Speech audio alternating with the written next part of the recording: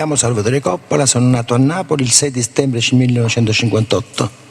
Deve parlare un po' più lontano dal microfono così non si sente il rimbombo. Coppola come?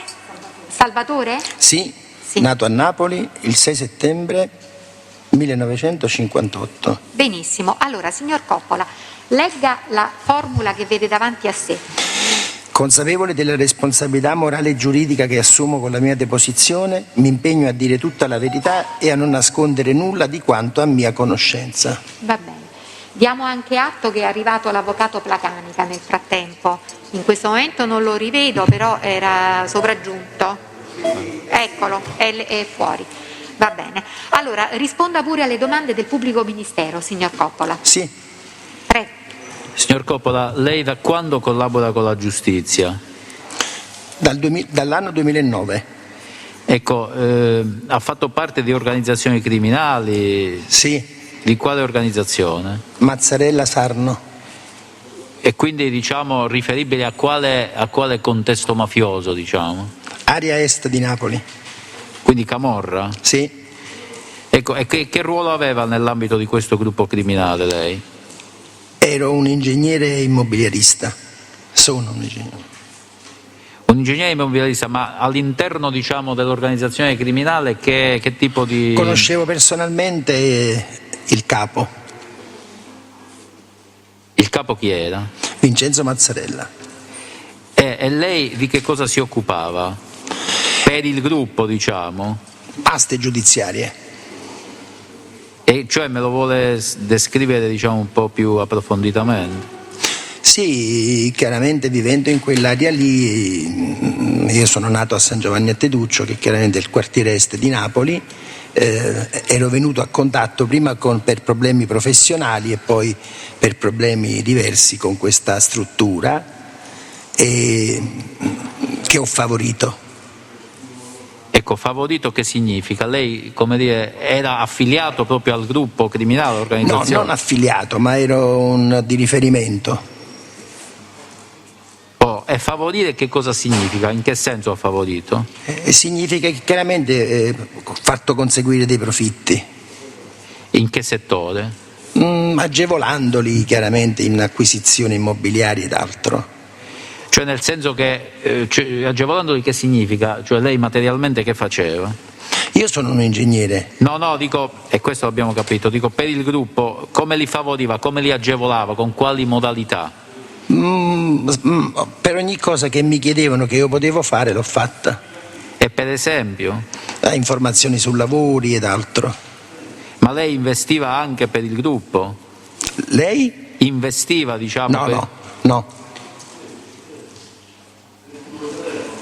Ma se ci vuole spiegare un po', diciamo, più approfonditamente come agevolava questo gruppo? Praticamente sono delle organizzazioni che si compongono di più componenti, quindi una famiglia abbastanza vaste, e quindi qualunque cosa che loro pensano che possiate fare per loro siete di riferimento. Del tipo però le ha chiesto il pubblico ministero? Informazioni su lavori pubblici, aste. Ecco, ma lei, diciamo, per questa sua appartenenza a questo gruppo criminale è stato sottoposto ad indagini, è stato arrestato? Sì, sono stato arrestato il 12 febbraio del 2009. Ecco, e per quale reato? Per il reato di riciclaggio e favoreggiamento. Riciclaggio e favoreggiamento, e quindi riciclaggio... Beni immobili. E quindi, ecco, questo è, torno alla domanda. Lei è stato condannato per riciclaggio. Perfetto. Perché che cosa ha riciclato per il gruppo? Una somma di 1 milione di euro nell'investimento di 2 immobili. Là a Napoli? A Firenze. Il reato è avvenuto a Prato. Io sono di Napoli. E però il reato lei lo ha commesso a Prato? Sì, è stato commesso a Prato. Ed è stato condannato con sentenza irrevocabile? Sì. Senta, e invece questo gruppo, il gruppo diciamo, di cui lei faceva parte, di che cosa si occupava? Di quali attività illecite si occupava? Camorra. Sì, e questo sì, dico, ma che materialmente, diciamo, quali erano estorsioni, usura. In quale zona di Napoli? Area orientale di Napoli e addirittura il centro, Forcella.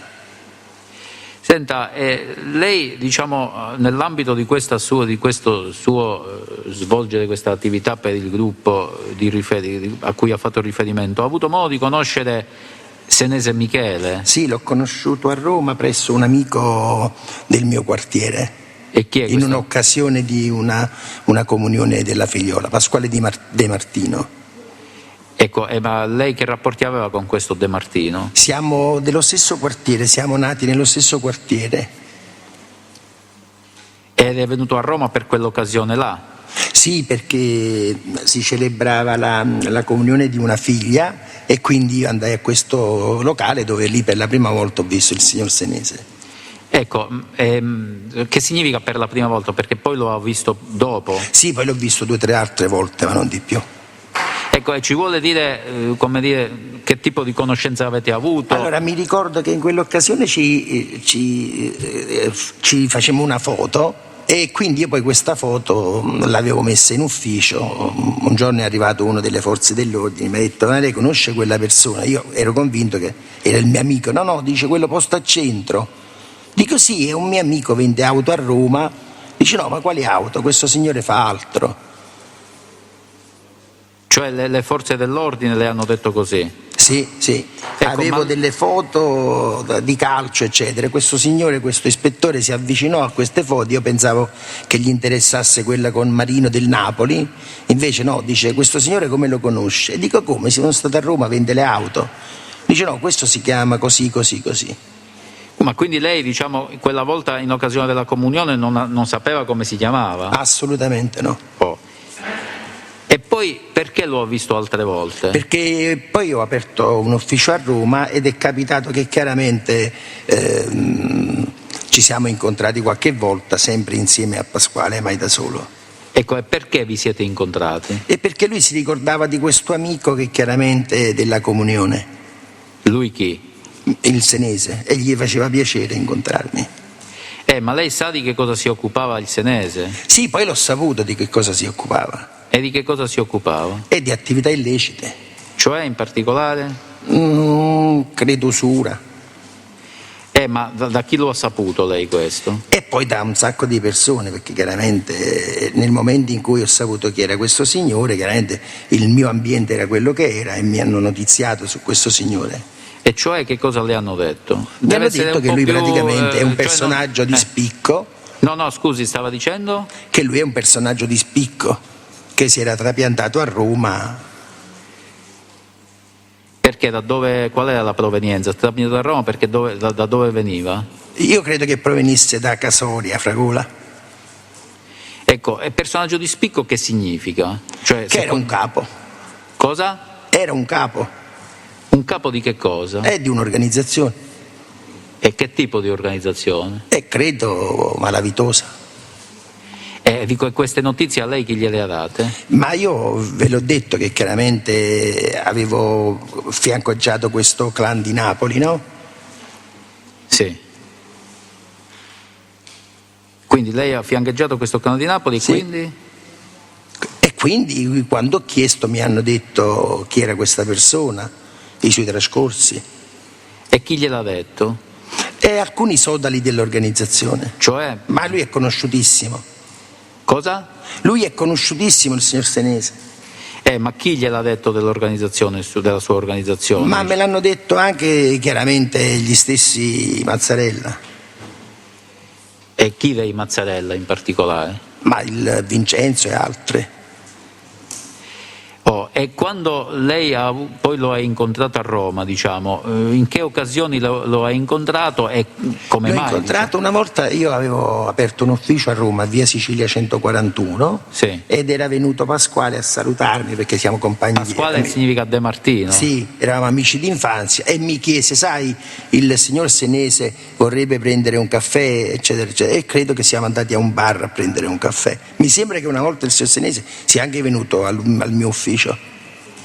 Ma così, diciamo, per amicizia? Sì. Quindi non avete mai svolto attività? No, mai intavolato alcuna, diciamo così, trattativa o altro. E i rapporti tra Senese e De Martino quali erano?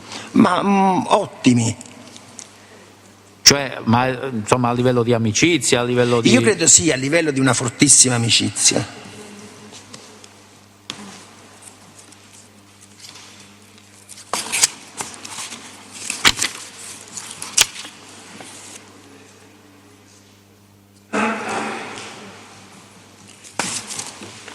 Io non ho altre domande, Presidente. Va bene.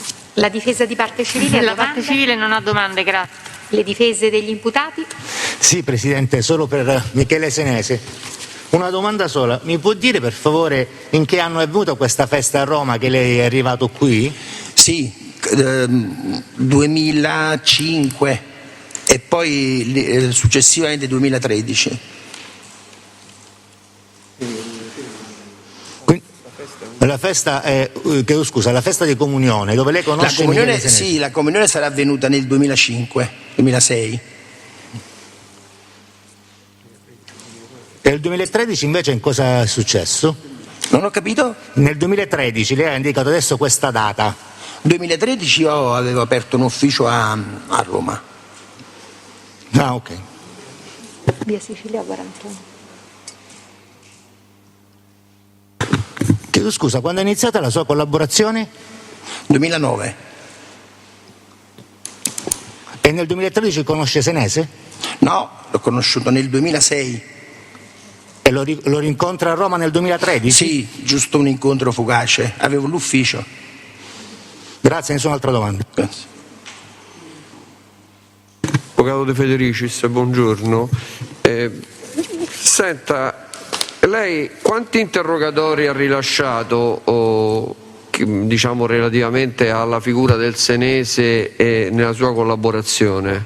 Credo 2. 2, uno è del 12 maggio 2011, lei ricorda il 2011? Sì. Quindi lei nel 2011 fa riferimento durante la sua collaborazione a Senese e all'episodio che ci ha raccontato della comunione e della conoscenza col De Martino. Sì.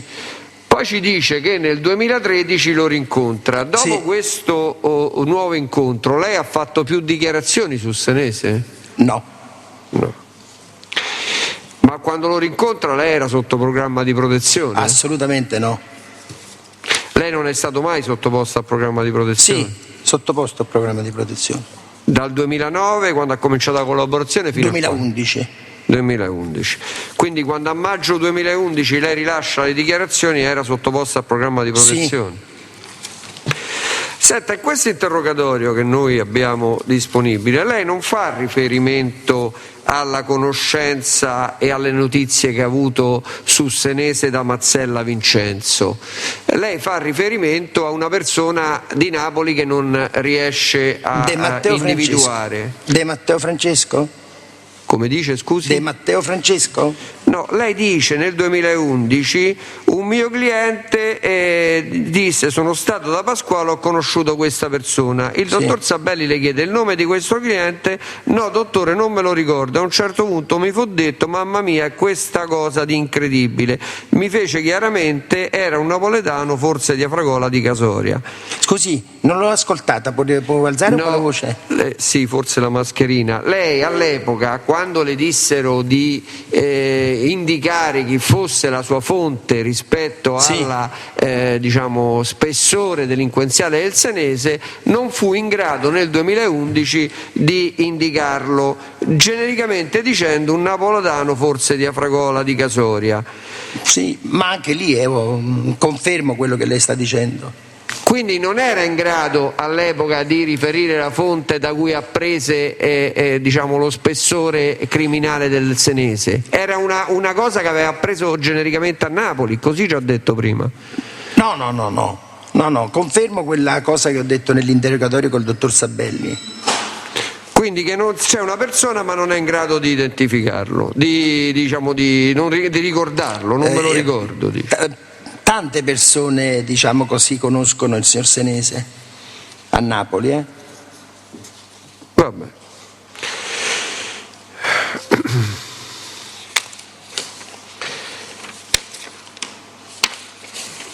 attimo solo.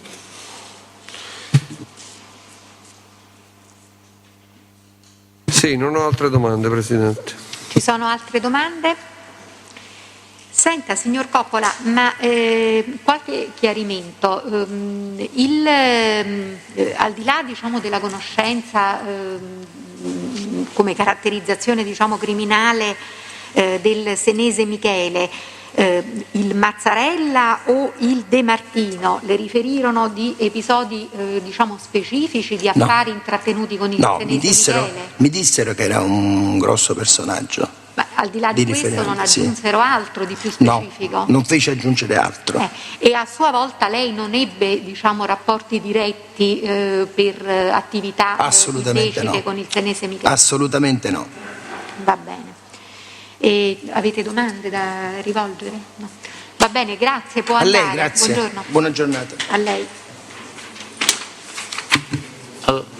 Allora, possiamo proseguire con Todorovic. diciamo Sì, perché con le stesse modalità. Esatto, con le stesse Va bene. Buongiorno, allora infatti tutti i collegamenti che faccio uscire è all'interno del marzo, quindi utilizziamo per i risultati. Grazie. Sì, aspettiamo un minuto.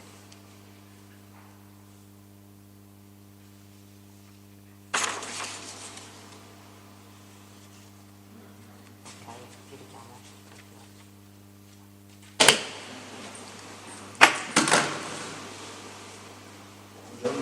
Buongiorno, grazie.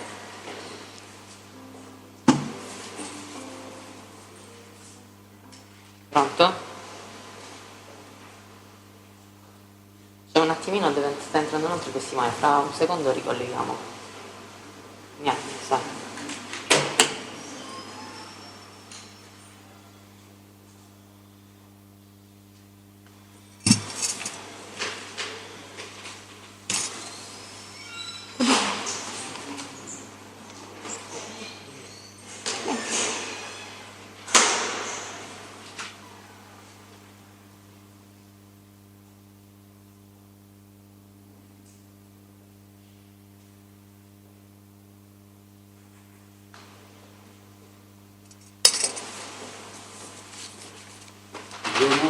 Buongiorno.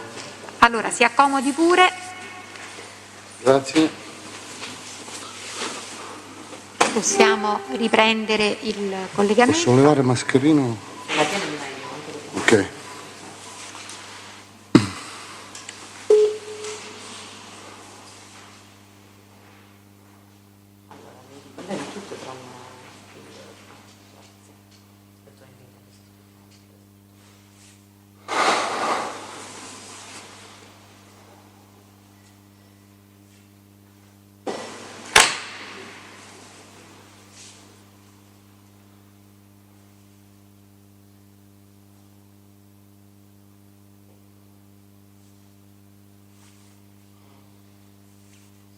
Abbiamo ripreso il collegamento video,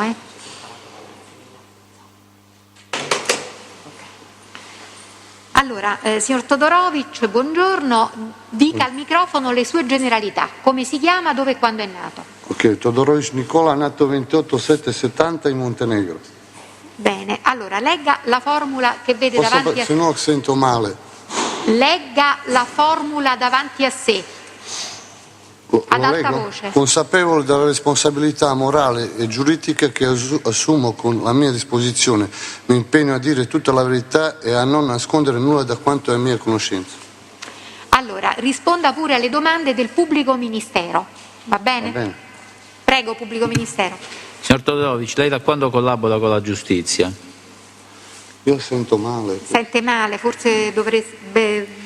Ma sente male sia me che lei, Presidente, quindi... Sì, perché parliamo vicino al microfono, se parla un po' più lontano magari col rimbombo non c'è. Lei da quando collabora con la giustizia? Sono 7 anni. Quindi siamo nel 2021, dal 2014? No, ho iniziato nel 2013, ottobre 2013. 2013. Ecco, ha fatto parte di qualche organizzazione criminale? Dottore, mi avete chiamato qui, sono stato corrente giovedì pomeriggio per venire oggi, è passato 7 anni e mezzo, non lo so di che cosa si tratta, sono qui per dare le domande, rispondere a quello che mi ricordo, perché sì, è passato però tanto il tempo. pubblico ministero le ha chiesto una cosa di cui No, certo, però non lo so di cui si ricorda sicuramente, non faccia premesse, risponda alle domande. Le ha chiesto il pubblico ministero, ha fatto parte di qualche organizzazione criminale? Sì. Allora, quale organizzazione? Ma non so di cosa si tratta, di cosa devo parlare, di questo il passato. No, lei dottoressa. deve rispondere a delle domande, lei non deve sapere di che cosa parliamo. Lei ha fatto parte di organizzazioni criminali? Sì. Sì, di quali organizzazioni criminali? Quello che ho raccontato, che non lo so, dottoressa, di cosa devo parlare. Non ho capito, Todorovic. Che non lo so da dove partire, da dove cosa devo dire. No, deve semplicemente dire se ha fatto parte di organizzazioni criminali, quali sono? Quali sono queste organizzazioni? Quello che ho iniziato con Monterisi Manolo, no? Monterisio Manolo? Sì. Ha fatto parte di un'organizzazione criminale, diciamo, capeggiata da Monterisi Manolo? Sì. Ecco, dove operava questa organizzazione criminale? A Roma. In una zona in particolare o in tutta la città? Ma dappertutto, dottore, soprattutto da Tor Bella Monaca e poi dappertutto. Ecco, e di che cosa si occupava questo gruppo? Di tutto, dottore. E cioè? Spacciare la droga, prestare soldi, che ne so, un po' di tutto. Ecco, e lei che ruolo svolgeva in questo gruppo? Come? Lei di che cosa si occupava in particolare nel gruppo criminale? Ma io stavo con Manolo, ero un amico intimo di Manolo, lui mi aiutava, io gli stavo dietro, ero praticamente un braccio destro su. Era il braccio destro. E che tipo di droga trattavate? Cocaina. No, ascolta dottore, non spacciavo io, No, loro trafficavano cocaina. Sì, ho capito. Ecco, quindi trafficavate cocaina? Sì. E che quantitativi trafficavate? Dipende, dottore, di consegne. Io consegnavo, non facevo niente altro che prendevo da Tizio e Caio, lo portavo a posto dove devo portare, poi loro smistavano e dal giorno dopo stesso portavo a chi mezzo chilo, chi un chilo, chi un etto, chi 2 etti, dipende. Da chi la prendeva? Prima ha detto la prendeva da chi? La cocaina? Sì. La cocaina organizzava Manolo e Gianfranco, che c'era con lui da chi andavo a prendere.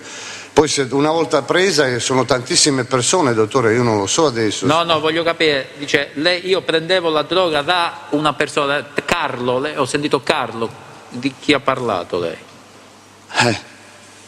Prima ho sentito Carlo. Chi gliela dava la droga? No, ho detto Carlo, no. No, lasciamo perdere chi ha detto. Chi gliela dava la droga? Da dove la prendeva la droga? Dottoressa, da Roma, prendevo dalle persone dove mi mandava Manolo con Gianfranco. E chi erano le persone dove la mandava Manolo con Gianfranco? Ma dottoressa, sono tante, fogli sono tanti, e vediamo, ripeto, sono passati tantissimi anni, se inizio da capo finiamo fine dopodomani. Ma lei deve dire solamente i nominativi, non è che deve raccontare tutto. Chi erano le persone da cui prendeva la droga? Ma io prendevo, adesso non mi posso tanto preciso ricordare, prendevo da un certo Davide, prendevo da un Carlo, non lo so, non mi ricordo preciso, prendevo dalle persone, Marco, Fabrizio, più o meno. Secondo lei Marco, Fabrizio, Davide, tutto senza cognomi, mischiato, sono dichiarazioni? Non è una... Todorovic, secondo lei sono dichiarazioni, diciamo... Dottoressa, era un'organizzazione, io parlo per quanto stavo con Manolo, che mi riguarda a me.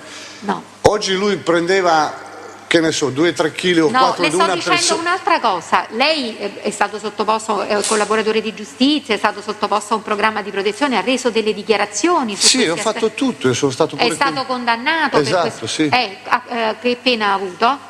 Com'è? Che condanna ha avuto? 3 anni di galera. 3 anni di galera, li ha scontati? No, ancora devo fare Cassazione. Quindi è pendente, diciamo, questa cosa. Ho capito.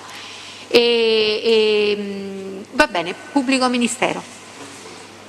Ma lei che cosa ci guadagnava, diciamo, da questa attività? Però su questo devo dire che se lei diciamo, ha questa possibilità, cioè lei è tratto a giudizio per questi fatti, quindi per aver aiutato anche nello smercio di droga. Capire, esatto. Lei, questo procedimento, lei c'ha solo questa condanna a 3 anni che è ancora pendente? Solo questo, quello che ho fatto, dottoressa.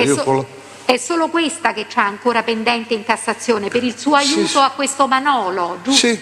No, tutta questa organizzazione. A tutta questa organizzazione, quindi la vicenda è ancora sub iudice, pubblico ministero. E allora in questo caso dobbiamo interrompere l'esame perché può avvalersi della facoltà di non rispondere e ovviamente può essere diciamo, sentito con un difensore proprio perché la situazione non è ancora esaurita. Quindi ci dica lei, pubblico ministero, se ha ulteriore interesse a procedere con le domande e in questo caso lo invitiamo a ricomparire. Ma no, a questo punto, Presidente, rinuncio poi alla prosecuzione dell'esame. Va bene. E osservazioni sul punto da parte delle altre difese? Nessuna. Quindi lei non ha l'obbligo di rispondere perché sono vicende per le quali ancora deve essere definitivamente giudicato e a questo punto non sarà sentito ulteriormente. Va bene? Quindi va può benissimo. Andare. Grazie. Grazie a voi. Si tiri sulla mascherina. Sì. Andiamo avanti a questo punto con il collegamento dal sito riservato, con il Cretarola, con il dichiarante Cretarola. Sì. Possiamo riattivare perché non mi pare che vi siano altre persone presenti. No, almeno. Oggi, giusto? Dovevo vedere a Dio, l'abbiamo citato, ma non abbiamo c'è. Finito con i presenti. Ma non c'è. Allora facciamo il collegamento dal sito riservato. Anni nato il 15 giugno 1982 a Sanremo, provincia di Imperia. Bene, al quale sono garantiti tutti i diritti di videoconferenza e non sussistono incompatibilità con l'assistente che è accanto a lui? Diritti garantiti, nessuna incompatibilità. Bene, grazie. Allora, signor Cretarola, può leggere la formula che vede davanti a sé. Consapevole della responsabilità morale e giuridica che assumo con la mia deposizione, mi impegno a dire tutta la verità e a non nascondere nulla di quanto è mia conoscenza. Allora, vuole ripetere le sue generalità? Cretarola Gianni, 150682, Sanremo Imperia. Bene, un attimo solo che adesso le fanno le domande.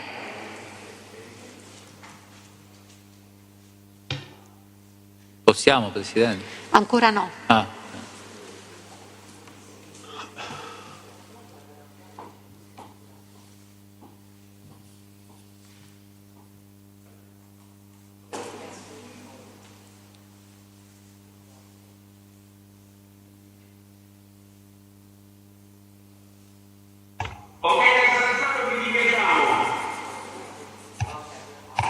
Quindi siamo collegati. Allora, signor Cretarola, risponda pure alle domande del pubblico ministero, prego.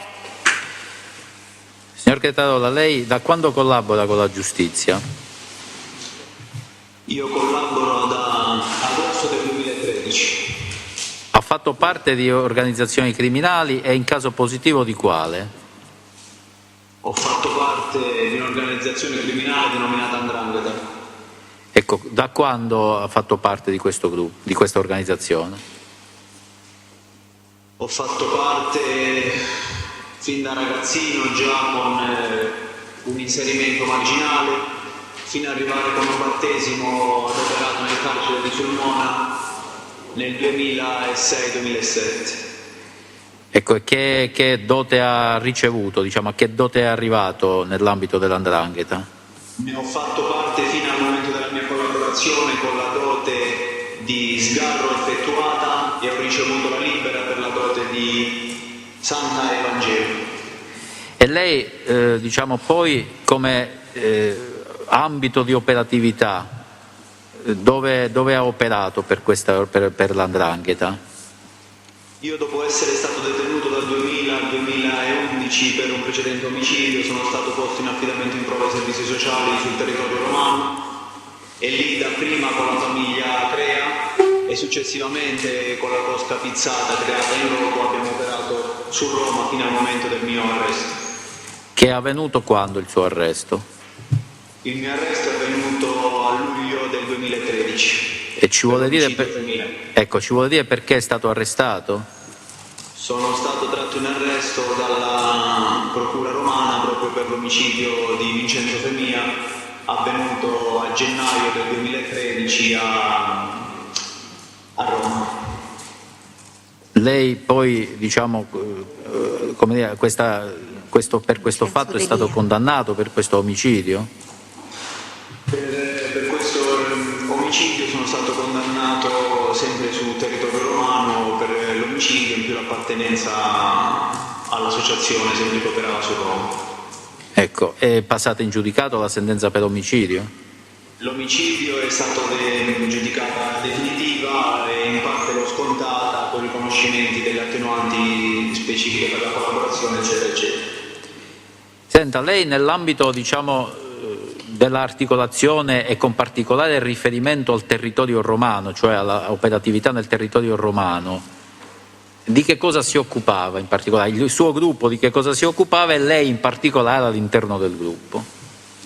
All'interno della costa che operava su Roma, come su altre propaggini sul territorio nazionale, ci occupavamo prevalentemente di narcotraffico. Narcotraffico, che tipo di sostanza? Prevalentemente cocaina. E lei specificamente, diciamo, che ruolo svolgeva? Io svolgevo il ruolo di intermediario, mediatore e ero l'anello di congiunzione sia tra fornitori che acquirenti sul territorio romano e in altre regioni italiane. Ed è stato il motivo che poi ha portato all'omicidio di Vincenzo Femia proprio sul territorio romano per una questione legata a una questione di prezzi. Di prezzi della droga? Esattamente. Senta, in questo suo operare in ambito 'ndranghetistico, lei ha avuto modo di conoscere o sentito parlare, diciamo, di Senese Michele? Del signor Senese ho sentito parlare già nel carcere di Sulmona da un suo corregionale che divenne un grande nostro amico, nonché una persona che era con noi attivo su Roma, un certo Gallo Raffaele di San Giorgio a Cremano. E già all'epoca, mentre eravamo detenuti al carcere di Sulmona, lui indicava appunto come in questo signor Senese una persona spendibile sul territorio romano a livello di narcotraffico ed è sempre stato identificato come colui che gestiva lo spaccio su Torbella Monaca. Successivamente, una volta scusi signor Cretatore, quindi diciamo lei ne ha sentito parlare in una prima fase quando era in carcere da questo Gallo Raffaele? Da Gallo Raffaele, esattamente, con il quale appunto poi abbiamo fatto anche diversi lavori di vendita di materiale stupefacente in qualità cocaina col fratello e poi successivamente anche esso diventato collaboratore. Quindi quando poi lei è uscito dal carcere, con Gallo avete lavorato in questi termini? Esattamente. Ecco, ma Gallo Raffaele, secondo quello che ha riferito a lei, perché conosceva Senese? Gallo Raffaele è stato in passato un ex appartenente all'NCO di Raffaele Cutolo, è stata una persona che nella malavita napoletana ha avuto un grandissimo peso perché è una persona che si è sempre macchiata di reati di sangue anche particolari. Chi? Quindi era una persona, Gallo Raffaele, sì. Era una persona che quando parlava e spendeva nomi di persone era sicuramente più che attendibile come persona e serietà, tanto che nel carcere di Sulmona era il referente per tutti i napoletani della sezione dove eravamo noi ristretti. Tanto che addirittura Gallo Raffaele venne da noi su Roma a svolgere il periodo di semilibertà perché aveva paura di poter essere ucciso a Napoli, cosa che poi avvenne successivamente perché si era macchiato nel passato di tanti reati di sangue. E quindi nell'indicarci in questo Michele Senese sapevamo benissimo che era un nostro futuro possibile compare. E che significa un nostro futuro possibile compare? Significa, dottore, che noi avevamo possibilità di importare direttamente dal Sud America grandi quantitativi di cocaina come poi è stato effettuato realmente e avevamo bisogno di chi realmente sul territorio nazionale italiano ce lo smerciasse. Ecco, e questo, diciamo, le notizie che lei ha preso quando era in carcere. Lei quando dice noi ci parlò, perché dice ci parlò? Ha parlato a lei e a chi? Vorrei fare una precisazione, non per lei che già conosceva la storia, ma magari per il Presidente della Corte. Io non è che vengo a conoscenza all'interno del carcere, come ho detto precedentemente molte volte, all'interno del carcere la struttura era totalmente operativa e totalmente attiva, tanto che i primi lavori di smercio di cocaina vennero fatti appunto, come ho dichiarato in passato, con la famiglia Papalia, proprio dal carcere di Sulmona. Quindi quando io racconto che con Gallo Raffaele c'è stato questo parlare, non è che vengo a conoscenza, era già una decisione posta in atto che qualora fossimo usciti, perché eravamo tutti permessanti, ammessi ai permessi premio, ci saremmo incontrati con questo personaggio di sua conoscenza per definire meglio gli accordi. Ma già all'interno dell'istituto penitenziario di Sulmona la struttura ndranghetistica di cui io facevo parte era attiva e totalmente operante. Senta, allora, quindi quando lei dice Gallo Raffaele all'interno del carcere affrontò questi temi e quindi ci citò la persona di Senese Michele, a chi la citò? Lei dice ci disse, a chi? Chi eravate in carcere, diciamo? Che affrontavate? Eravamo io e Sestito Massimiliano. E Sestito Massimiliano all'interno del suo gruppo, diciamo, che ruolo svolgeva? Svolgeva il ruolo che era il mio capo società fino a quel momento, quindi svolgeva il ruolo che era colui che materialmente fungeva da fase dirigenziale del gruppo. Senta, e quindi a un certo punto però voi poi uscite dal carcere, in una prima fase ha detto lei con i permessi premio, poi uscite definitivamente. Ecco, quando siete fuori e quando venite a Roma, avete dei contatti con Senese Michele? Non abbiamo mai avuto contatti diretti col signor Senese. Ma lei ha avuto modo di conoscerlo fuori? A lui personalmente no, ho incontrato una persona che mi è stata presentata da un certo Luigi del Papa come un suo uomo di fiducia, un certo Manolo, e con questo signor Manolo abbiamo intavolato alcuni lavori di stupefacente eroina, e noi abbiamo fornito una qualità di eroina che lui cercava, e precisamente la thailandese bianca che a Torbella Monaco volevano questa qualità di eroina, e abbiamo fatto questo lavoro con questo ragazzo Manolo che mi venne presentato in quel tempo come l'espressione di Senese in quel momento su Torbella Monaco. Cioè questo Manolo è espressione di Senese? Esattamente, uno dei suoi uomini. Ecco. Come successivamente mi venne presentato un altro come uomo dei suoi, un certo Giuseppe Mollisso, col quale ho fatto anche un breve periodo di palestra insieme, sempre su Roma.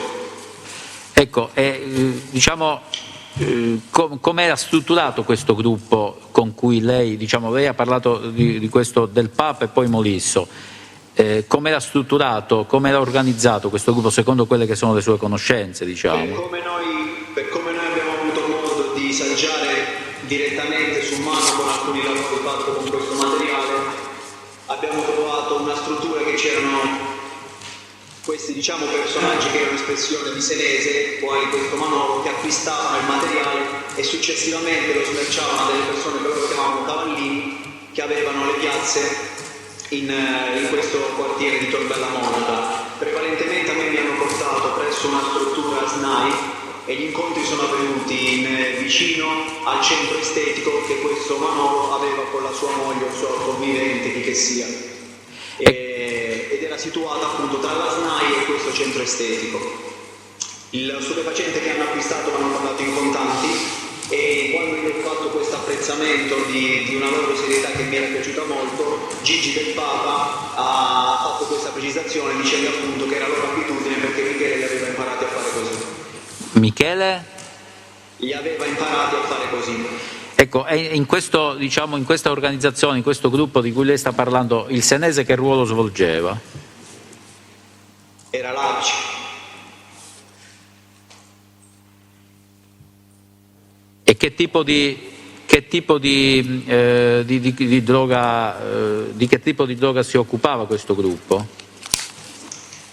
Prevalentemente cocaina, e c'era stato questo periodo invece di fare questo grande affare con l'eroina bianca, e quindi avrebbero voluto anche smerciare questa eroina bianca. Va bene, per me non ci sono altre domande, Presidente. La parte civile? No, nessuna domanda. Le difese degli imputati?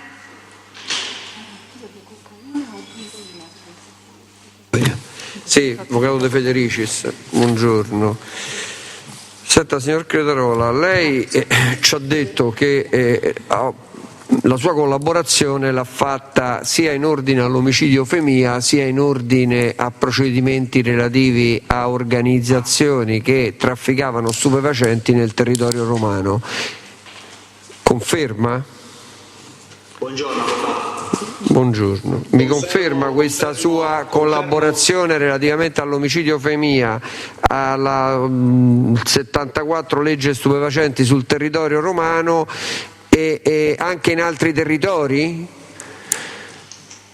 Confermo svariati procedimenti di cui mi sono imputato e confermo di aver fatto la collaborazione in tutti i fatti che io ero a conoscenza al momento in cui ho iniziato a collaborare con la giustizia. Anche Genova? Anche Genova, esattamente. Ci può dire queste sentenze che l'hanno visto diciamo imputato e collaboratore, quindi l'omicidio Fenia, il 74 legge stupefacenti di Roma e il 74 di Genova, se sono terminate nei suoi confronti? Sono passate in giudicato? Nei miei confronti sono passate in giudicato l'omicidio Femia, esattamente. L'omicidio Femia è passato in giudicato? Esattamente, altri procedimenti inerenti all'associazione di Catanzaro passati entrambi in giudicato. E il 74 di Genova e di Roma? Non ho mai effettuato un 74 su Genova. Lei ha collaborato ma non è stato imputato in quel procedimento? Credo sia stato citato come testimone. Testimone e collaboratore di giustizia o testimone puro? Se non fossi stato collaboratore di giustizia non sarei mai andato a testimoniare in un'aula del tribunale. Ho capito. E poi lei è stato sentito anche a Roma nel processo che ha visto imputato Pizzata e Sestito? Esattamente. Lei ovviamente non sa come sono terminati questi processi? No, ho seguito solo i miei. Presidente, su questo la difesa si riserva di produrre le sentenze di assoluzione che riguardano questi imputati. Bene. Senta, quindi lei si occupava di narcotraffico a Roma. In che anni esattamente si è occupato di narcotraffico a Roma? Da quando appena siamo usciti il primo lavoro credo sia stato fatto nel 2010 fino al momento del mio arresto nel 2013. Con chi si occupava di narcotraffico a Roma, dei suoi correi? Non ho capito la domanda. Chi erano i suoi correi su questo narcotraffico a Roma? Chi erano le persone con cui si occupava di questo traffico a Roma? Con tutte le persone inerenti al mio gruppo di appartenenza, quali Sestito, Pizzata, Icrea e quant'altro. Ho capito. Senta, e poi lei a un certo punto ha detto che Michele Senese non lo incontra di persona, non lo incontra mai, no? Questo ci ha detto in esame diretto. Ma quando è che, in che periodo risale i rapporti, se non diretti con lui, con le persone che lei riteneva vicino a lui? Che periodo era? Tra questo 2010 e 2013, che sono i 3 anni della sua operatività romana, lei la può circoscrivere meglio temporalmente qual è che quando incontra Michele Senese, quando ha rapporti con persone legate a Michele Senese? Ho rapporti con questo signor Manolo e credo che siamo nel 2011-2012, mentre con il signor Gigi del Papa ho rapporti sempre dal 2011-2012, lui era ammesso alla semilibertà a Rebibbia e veniva a fare questa semilibertà presso la stessa cooperativa dove eravamo io e Sestito Massimiliano, quale la cooperativa Edera. Che cooperativa era, lo ricorda? Cooperativa Edera, via delle Capannelle. Sì, cooperativa Edera. Questo qua ed eravamo tutti ubicati sulla viale Palmiro Togliatti. Senta, ma invece con questo Fusco Rodolfo lei ha avuto rapporti? Fusco Rodolfo sì. Fusco Rodolfo credo abbia fatto un periodo di detenzione insieme con me a Sulmona. Ci siamo visti successivamente all'uscita dal carcere di Sulmona durante il periodo di ero in affidamento, sempre per argomenti inerenti al traffico di cocaina. Ho capito, io non ho altre domande, Presidente. C'è riserva di produrre la documentazione e le sentenze, Presidente. Ovviamente in assenza dell'Avvocato Spigarelli tocca a me sottolineare la eccezione che ci riportiamo appresso ogni udienza sui collaboratori. Solo per il verbale. Va bene, quindi diamo atto che contestano le difese l'assunzione delle dichiarazioni dei collaboratori senza le garanzie di cui agli articoli 197 bis e 210 del Codice di procedura penale. Allora, signor Cretarola, volevo farle qualche domanda per precisare meglio il contesto relativo a questa cessione della stupefacente ai cavallini per commercializzarlo, cioè in realtà voi non lo davate ai cavallini ma lo davate, come ha detto prima, a dei referenti del senese Michele, giusto? Esattamente, le cessioni noi dirette come organizzazione venivano fatte dall'organizzazione ai referenti. E l'aveva stupita il fatto che fosse stato la droga pagata in contanti e come avrebbero dovuto pagarla? Signor Presidente, non è che mi abbia stupito, però fino a precedentemente, prettamente sul mercato romano, c'era questa modalità, questo modus operandi, ovvero si cedeva il materiale stupefacente a credito, dando modo alle persone alla quale veniva ceduto di lavorare questo materiale. Successivamente le persone saldano il debito vecchio e acquistano il nuovo. E noi ci eravamo imbattuti in questa modalità tipica proprio sul mercato romano. E questo a noi ci aveva un pochettino infastidito. Però era la modalità classica con la quale loro erano abituati a lavorare. Dico loro perché abbiamo riscontrato questa particolare usanza sia sulla Torre Vecchia con la famiglia Crea, sia con altri personaggi direttamente reperiti dal Sesto Massimiliano e successivamente sia con altri personaggi riferiti a Pizzata Giovanni.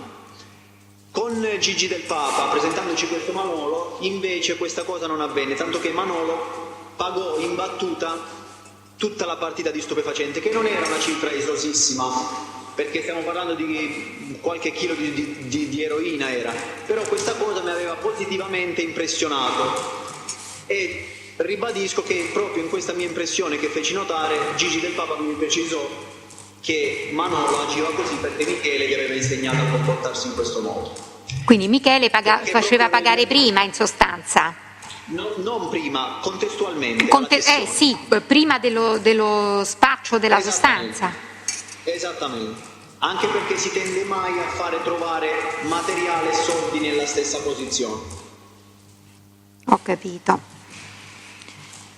Senta, poi lei è stato arrestato e ha deciso di collaborare, da quello che ho capito, nel 2013, giusto?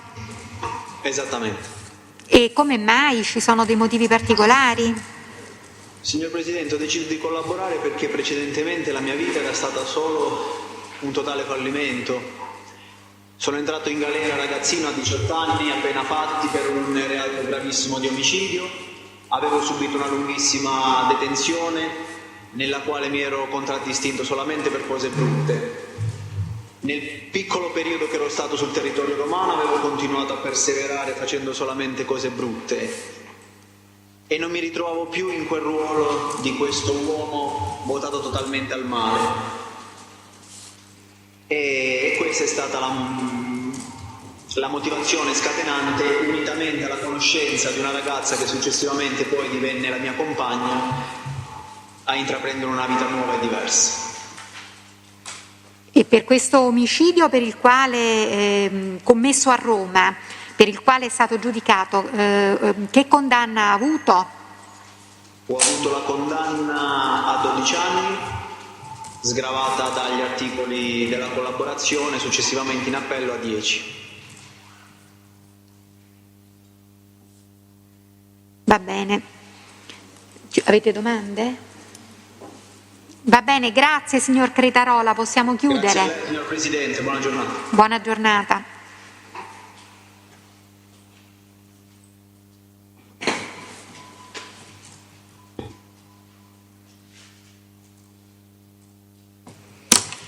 Allora, abbiamo terminato l'esame dei dichiaranti previsti per oggi o quantomeno presenti per oggi. Che facciamo con Amodio?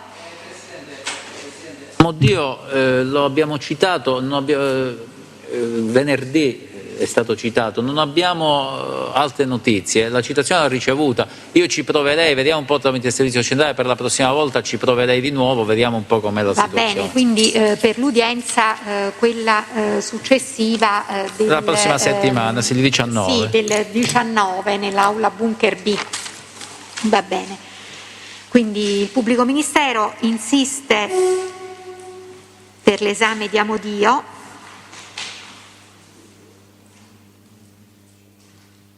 Che citerà per il 19 aprile. È già in grado di rappresentare oggi se vi sono rinunce all'esame di altri dichiaranti o preferisce farlo alla prossima udienza? Già che chiudiamo la prossima udienza, insomma, ma lo posso già anticipare, Presidente, l'avevo già anticipato, io rinuncio ai primi 3 collaboratori, al numero 9, al numero 10 e al numero 11, quindi questo lo posso quindi già... rimane sostanzialmente solo Amodio? Solo Amodio, sì. Quindi, il pubblico ministero quindi rinuncia agli altri dichiaranti. Osservazioni sul punto? Nessuna, ed il Tribunale dispone in conformità. Presidente, per la difesa Michele Senese noi ci riserviamo all'esito che si completa l'istruttoria dei collaboratori poi indicare tutti i testi di riferimento. Sì. Quindi alla prossima udienza, alla prossima udienza depositiamo un elenco sui testi che volete sentire, di modo tale da consentire al Tribunale di valutarli, certo, e provvedere. Nessun problema, grazie. Va bene. A questo punto possiamo far rendere le dichiarazioni spontanee al Presutti. Va bene?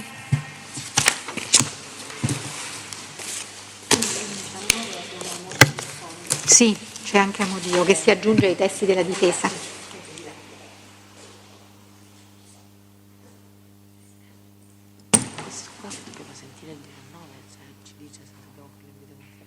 Ora lo facciamo. Vabbè, facciamo prima rendere le dichiarazioni a Presutti.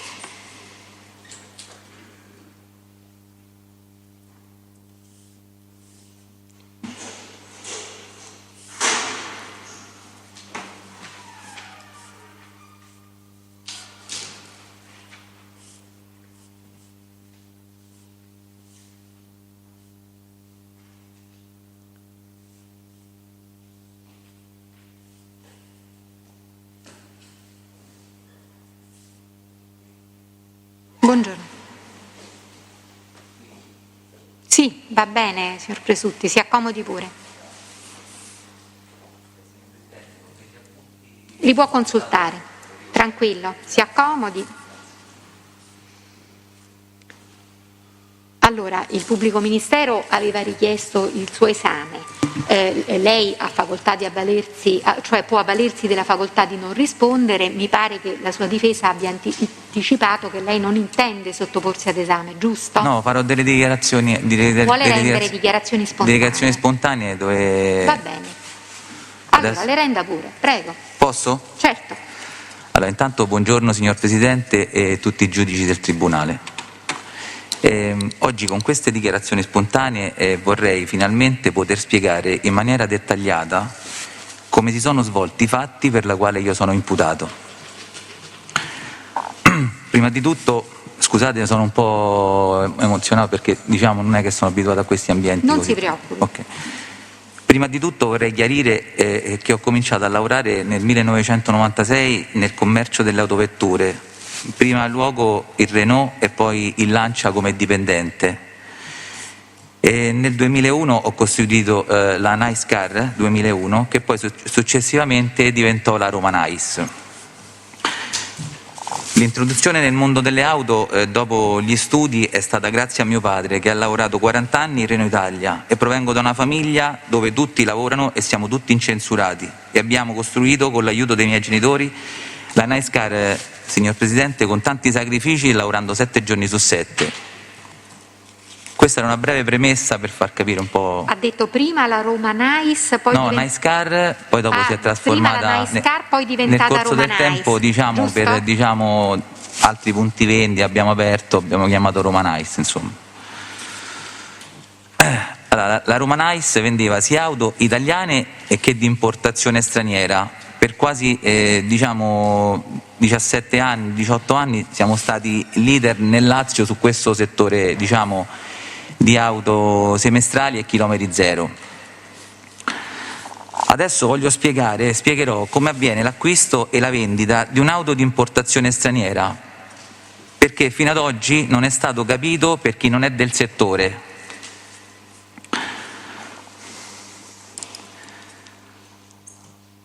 Allora, per essere scelta...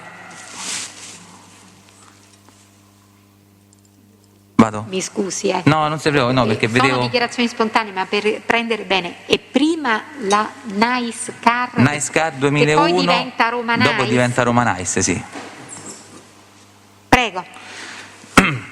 Allora, però siamo sempre nello stesso luogo, punto vendita, da 20 anni, insomma, azienda di famiglia da sempre, questo insomma è un po' il discorso. Poi mia madre si chiama Nice Giorgi, quindi il nome viene da mia madre, insomma.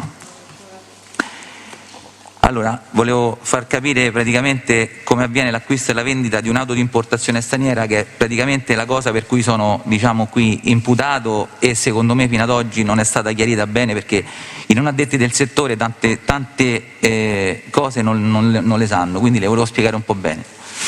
Allora, per essere scelta la vettura da importare, di solito noi commercianti di auto abbiamo dei contatti con società, per esempio tedesche, che ci propongono l'acquisto di autovetture a prezzi vantaggiosi, quindi ci fanno dei pacchetti, degli stock, oppure magari propongono delle macchine dove ci sono dei prezzi insomma molto concorrenziali. Il prezzo di una vettura di importazione è vantaggioso in quanto le auto tedesche in Germania costano meno rispetto alla vettura in Italia,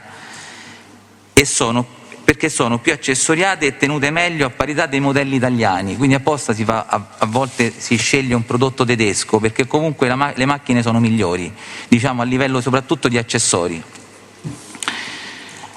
Allora, l'acquisto di un'auto straniera, signor Presidente, avviene secondo i seguenti passaggi, che voglio specificare bene. Sì, allora, li dica però con più lentezza, di modo tale che noi riusciamo anche a compendiare le sue dichiarazioni. Scusi. Quindi quali sono questi passaggi? Prego. Allora, noi facciamo l'individuazione della vettura, una volta che individuiamo la vettura da acquistare. Poi si procede al pagamento della vettura alla società straniera che emette la fattura, la società straniera. Una volta che viene effettuato il pagamento alla società straniera, la società straniera dà l'ok per il ritiro dell'auto, quindi manda praticamente un'email, oppure comunque dà l'ok, dice è arrivato il pagamento, potete ritirare la macchina.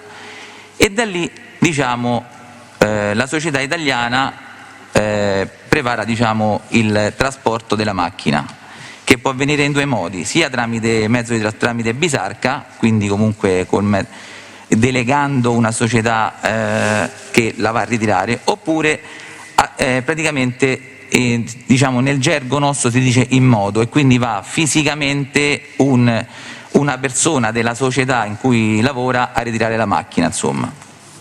E avviene l'importazione dell'auto in Italia con targa straniera. In questo momento la fattura praticamente della macchina vale come proprietà dell'auto, e durante questo arco temporale, praticamente che la macchina è entrata nel territorio italiano, la vettura circola in Italia con la targa tedesca temporanea fino alla sua scadenza, che di solito vale dai 5 ai 30 giorni. Questa targa tedesca, signor Presidente, la fanno apposta per trasportare la macchina, in Italia non c'è questo modus operandi, c'è solo in Germania, ci sono queste targhe praticamente temporanee, dove praticamente di solito durano dai 5 ai 30 giorni per il trasporto. Una volta praticamente scaduta questa targa temporanea, di solito il commerciante usa la targa prova, perché comunque la macchina non è più assicurata, quindi il commerciante italiano utilizza la targa prova per trasferire la macchina da un concessionario all'altro, oppure comunque per portarla in officina dal meccanico, oppure fare anche le tentate vendite. Accompagnato però sempre alla vettura vi è un documento tedesco che si chiama Brief, dove sul Brief risulta il venditore tedesco, quindi la società praticamente che ha ricevuto il bonifico, e il titolare delle targhe tedesche prova per farla entrare in Italia. Il nominativo sul Brief è di chi materialmente ha effettuato il ritiro dell'auto in Germania. Quindi come diciamo in questo caso, per questo capo di imputazione che ho io di un'unica macchina praticamente venduta, c'è proprio il nome sul Brief di chi ha materialmente ritirato la macchina in Germania.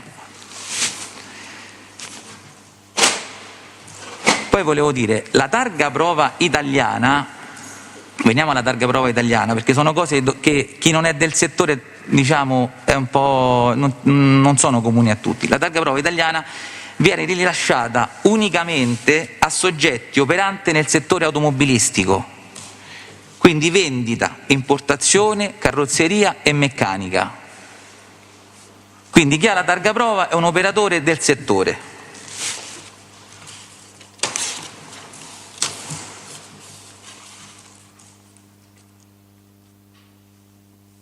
Vada. Posso? Allora, di solito gli importatori acquistano le auto estere con lo scopo di rivendere all'interno del territorio italiano, guadagnando sulla differenza tra il prezzo di acquisto all'estero e la rivendita al cliente italiano, in quanto il valore dell'usato in Italia è più elevato a parità di vettura nelle medesime condizioni. Quindi una macchina che compriamo in Germania a 18 in Italia vale 20.000 euro, insomma, un po' questo è il discorso.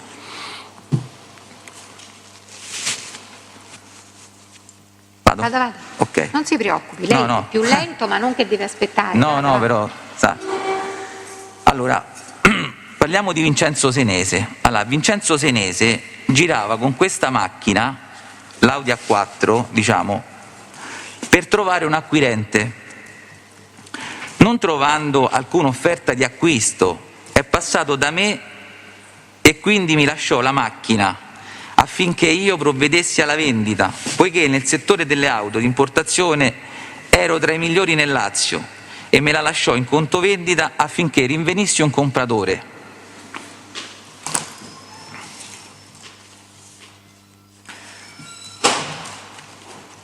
L'auto, signor Presidente, mi viene lasciata completa di documenti, quindi dove risultava il Brief e c'era la fattura tedesca, e di conseguenza il proprietario, diciamo, dell'auto, che era la Revolution Car di Dino Celano.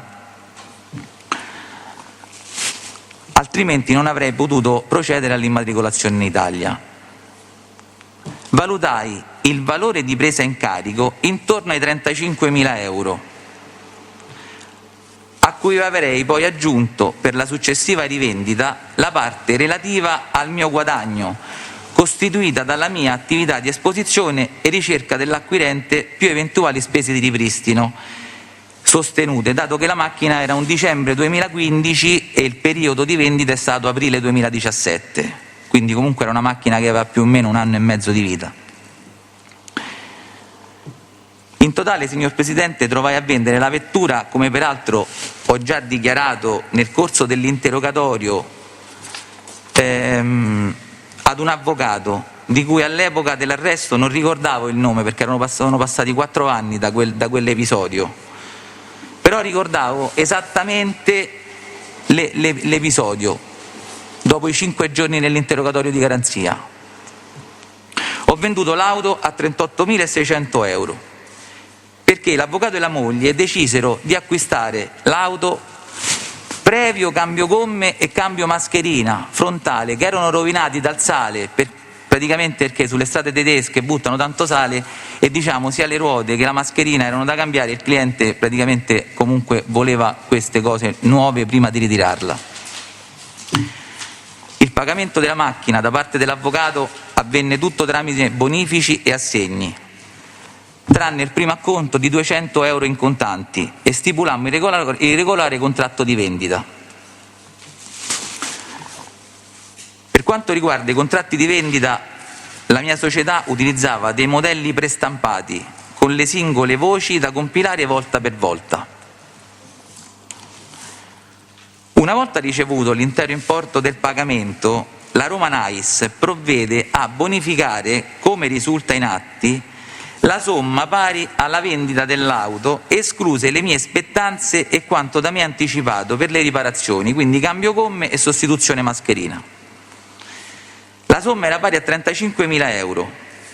Il pagamento fu effettuato alla Revolution Car di Dino Celano, in quanto era questa l'originaria proprietaria del bene e il destinatario dell'importo di vendita all'utente finale, come risultava dai documenti dell'auto. Quindi io pago la proprietà. La fattura era stata comprata da Revolution Car e io pago Revolution Car. Quando c'è di mezzo un broker di auto, il pagamento va comunque sempre effettuato al proprietario dell'autovettura. I pagamenti della vettura Audi A4 sono tutti tracciati e sono quelli che l'avvocato Tognozzi già vi ha depositato in atti. Io non sono a conoscenza di alcun rapporto dare-avere intercorrente tra Senese Vincenzo 77 e Dino Celano. Non sono a conoscenza di alcun accordo economico per l'attività di brokeraggio per la vendita di auto e nello specifico anche di questa Audi A4 intervenuto tra Senese e Celano. E non sono nemmeno a conoscenza delle modalità di acquisto dell'Audi A4 al momento dell'importazione.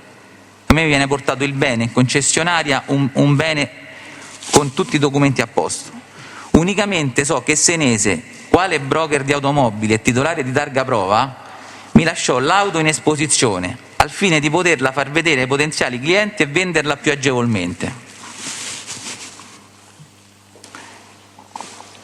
Signor Presidente, ho solo venduto praticamente una macchina che mi è stata portata in conto vendita e l'ho pagata dopo averla venduta regolarmente con tutti i pagamenti tracciati all'effettivo proprietario che era la Revolution Car. Penso di aver rispettato tutte le norme e le procedure corrette senza infrangere la legge.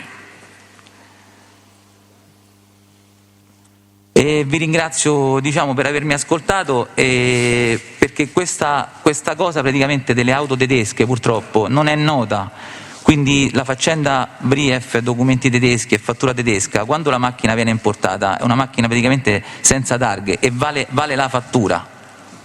La fattura decide la proprietà della macchina fino a che non è stata immatricolata nel territorio italiano.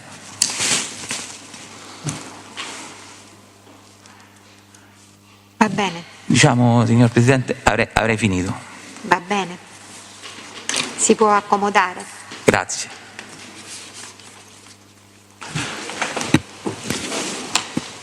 Va bene, allora a questo punto... Presidente, se voglio chiedere una cosa, se magari fosse possibile, siccome il Cosentino già si è sottoposto all'esame ex 415 bis, fosse possibile a questo punto sostituire l'esame con le dichiarazioni spontanee che saranno brevi, anche perché credo che l'orario dell'udienza di oggi lo permetta. Questo senza dubbio, Avvocato, ma nel senso che intende avvalersi della facoltà di non rispondere e rendere solo dichiarazioni spontanee? Spontanee dichiarazioni, poi magari in prosieguo, se il PM glielo farà, non ci saranno problemi, se vogliono alcune precisazioni, però magari quindi si intende sottoporsi anche ad esame futuro, se dovesse esserci giusto delle precisazioni. Oggi intende rendere dichiarazioni spontanee. Esatto, va bene. Allora venga Cosentino. Sì, Cosentino, giusto.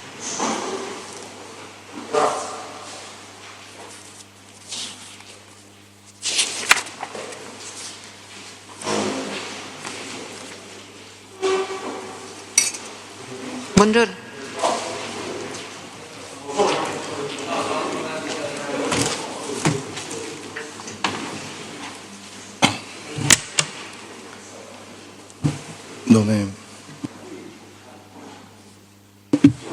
Buongiorno.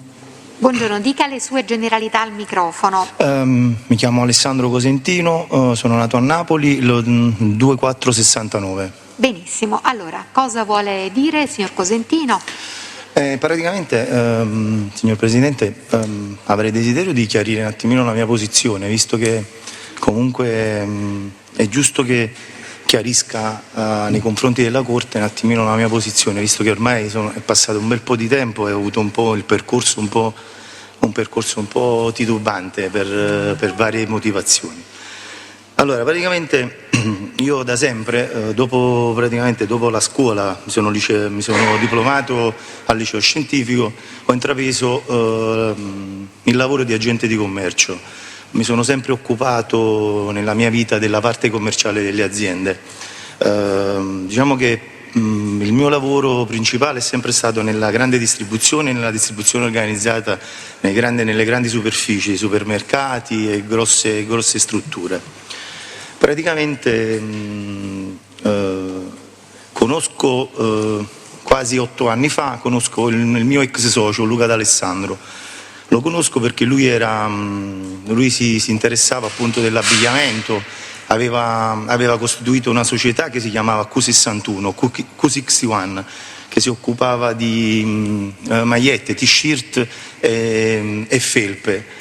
Però diciamo che lui era tra virgolette era bravo nel costituire nel costruire il prodotto, ma era molto carente nella commercializzazione e della vendita di questi prodotti. Siccome diciamo che lui mi conosceva come una persona che era abbastanza bravo appunto a pormi con clienti su tutto il territorio italiano, e siccome nasce un'amicizia dettata dal punto ci siamo conosciuti, abbiamo una passione in comune, lo stadio, il calcio e tutto quanto, lui ha sempre insistito per una collaborazione con lui, appunto perché aveva bisogno di una persona che era capace di distribuirgli il prodotto.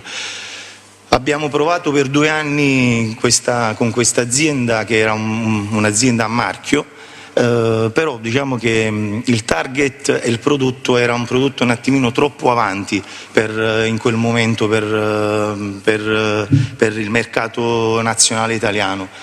E praticamente dopo quasi 2 anni e mezzo di problematiche di vendita, di incassi e tutto quanto, l'azienda la chiudiamo in modo abbastanza fallimentare, perché praticamente ci portiamo dietro una caterva di problemi e di problemi soprattutto dettati dal punto di vista finanziario. Praticamente questa azienda la chiudiamo, però diciamo che lui aveva intenzione di continuare in questo settore che comunque mi appassionava anche a me, perché comunque fatto nella maniera giusta e avendo la forza giusta si poteva sicuramente arrivare a delle buone risultanze. Alla fine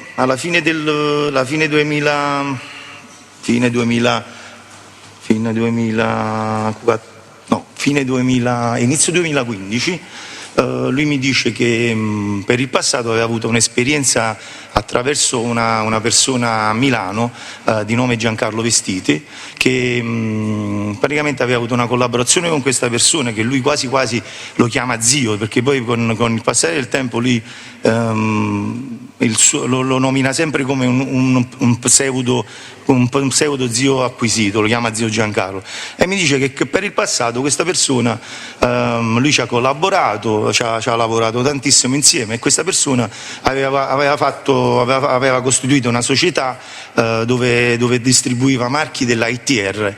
L'ITR all'epoca era un'azienda di prodotto molto alto di marchi di abbigliamento.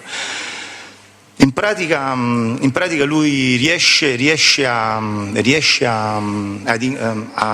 contattare il Vestiti, e facciamo un appuntamento alla fine del 2015. Ci incontriamo alla stazione di Milano. Noi arriviamo da Napoli con il treno e ci incontriamo alla stazione di Milano. Lei è D'Alessandro? Io e Luca D'Alessandro arriviamo da Milano, ci incontriamo col Vestiti alla stazione e Luca mi presenta al Vestiti e gli inizia a spiegare un attimino tutte le nostre vicissitudini che avevamo trascorso negli anni precedenti. Diciamo che questo incontro era dettato soprattutto da un fatto molto importante, perché Luca, il D'Alessandro, mi diceva sempre: Ale, io per questa persona ho lavorato tanto, io credo che se lo incontro ci può dare una mano sia dal punto di vista economico e sia dal punto di vista commerciale. Ci incontriamo a fine 2015 a Milano e Luca con molta sincerità gli spiega al Vestiti un pochettino le nostre problematiche, di cosa avevamo bisogno in quel momento. Gli spiega che avevamo avuto dei grossi problemi finanziari, gli spiega che comunque alla fine da questa grossa passata esperienza c'era rimasto un buon pacchetto di clienti dove potevamo distribuire merce intendo abbigliamento. Lui gli spiega che negli anni precedenti aveva fatto diciamo tra virgolette fortuna e che praticamente aveva tanta merce in essere che poteva aiutarci appunto nel favorirci nel potercela dare. Però dice, prima di darvi delle risposte certe devo parlare col mio socio. Il suo socio in quel momento era Antonio Sorrentino e dice datemi un attimino di tempo, parlo con lui, vediamo lui cosa ne pensa e di sicuro io farò di tutto per darvi una mano. Passano alcune settimane e il Vestiti contatta il D'Alessandro e gli dice puoi venire, ne possiamo parlare di quel discorso che abbiamo fatto. Ci incontriamo col Vestiti e il Vestiti dice che comunque lui inizialmente può fare un grosso lavoro dal punto di vista della merce e infatti successivamente nelle settimane successive inizia a mandarci da Milano veramente tanta merce, erano camion di merce veramente, era tanta le quantità. Una volta arrivata la merce da noi praticamente io che mi occupavo della parte commerciale ho preso i campioni, perché io comunque il mio lavoro era quello di prendere dei campioni e girare per i clienti per vedere un attimino per poterla distribuire. Dopo qualche giorno che ho fatto di passaggi importanti con dei personaggi del mondo dell'abbigliamento che potevano acquisire questa merce, ci accorgiamo che comunque questa merce era datata praticamente dai cartellini. Questa era merce che comunque aveva 4-5 anni di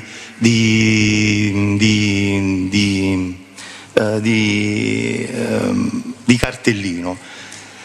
Mi incontro con Luca, gli spiego la problematica di vendita, però noi in quel momento avevamo bisogno di mettere su qualche cosa per sistemarci economicamente. Quindi decidiamo in pratica di portare in giro questa merce e di portarla a dei prezzi un attimino di portare questa merce a dei prezzi inferiori a quelli che potevano essere il cartellino di vendita. Pur di poter monetizzare in quel momento eravamo pronti anche a perdere il 50-60% del prodotto che c'era in essere. Nel frattempo, in tutto questo nella primavera del 2016 costituiamo la ITB. La ITB con il socio, con l'amministratore Achille Silva. La costituiamo e mettiamo Achille Silva come un amministratore perché praticamente noi per il passato, sia io che Luca D'Alessandro, avevamo avuto dei problemi sulla nostra firma, avevamo avuto dei problemi che quindi non potevamo assumere la carica di amministratori, anche perché per aprire conti correnti, per aprire determinate situazioni ci voleva una firma pulita. Luca D'Alessandro convoca un suo amico che è appunto Achille Silva e gli dice che c'era questo progetto da mettere su e lui gli propone sia la carica di amministratore che quella di venditore, anche perché Achille Silva in quel momento lavorava con un'azienda di prodotti di shopper per negozi di abbigliamento, praticamente buste dove si mettono gli indumenti, dove i clienti acquistano merce. Achille Silva rimane molto entusiasta della proposta e è d'accordo sia con D'Alessandro, che appunto era amico suo di vecchia data, dalle scuole medie praticamente, sono amici di quartiere, decide di collaborare. Questo tutto quanto nella primavera del 2016. In contemporanea, qualche mese dopo, loro decidono di andare in vacanza insieme. E se non rammento male, praticamente partono per la Sardegna sia Achille Silva con la fidanzata e sia Luca D'Alessandro con la propria fidanzata. Nel frattempo, però, Luca D'Alessandro e Achille Silva avevano firmato degli assegni per comprare appunto della merce da altri fornitori. Al ritorno in agosto dei due rientrano in azienda e si accorgono che avevano firmato un assegno durante le vacanze e praticamente questo assegno era andato in protesto. In pratica era saltata già il primo amministratore, quindi le lascio immaginare, eravamo andati veramente in grosse difficoltà. Siccome l'azienda comunque aveva fatto degli investimenti a nome della ETB, avevamo aperto un negozio, avevamo aperto un deposito, avevamo fatto degli investimenti a marchio, cerchiamo appunto di salvare questo nome.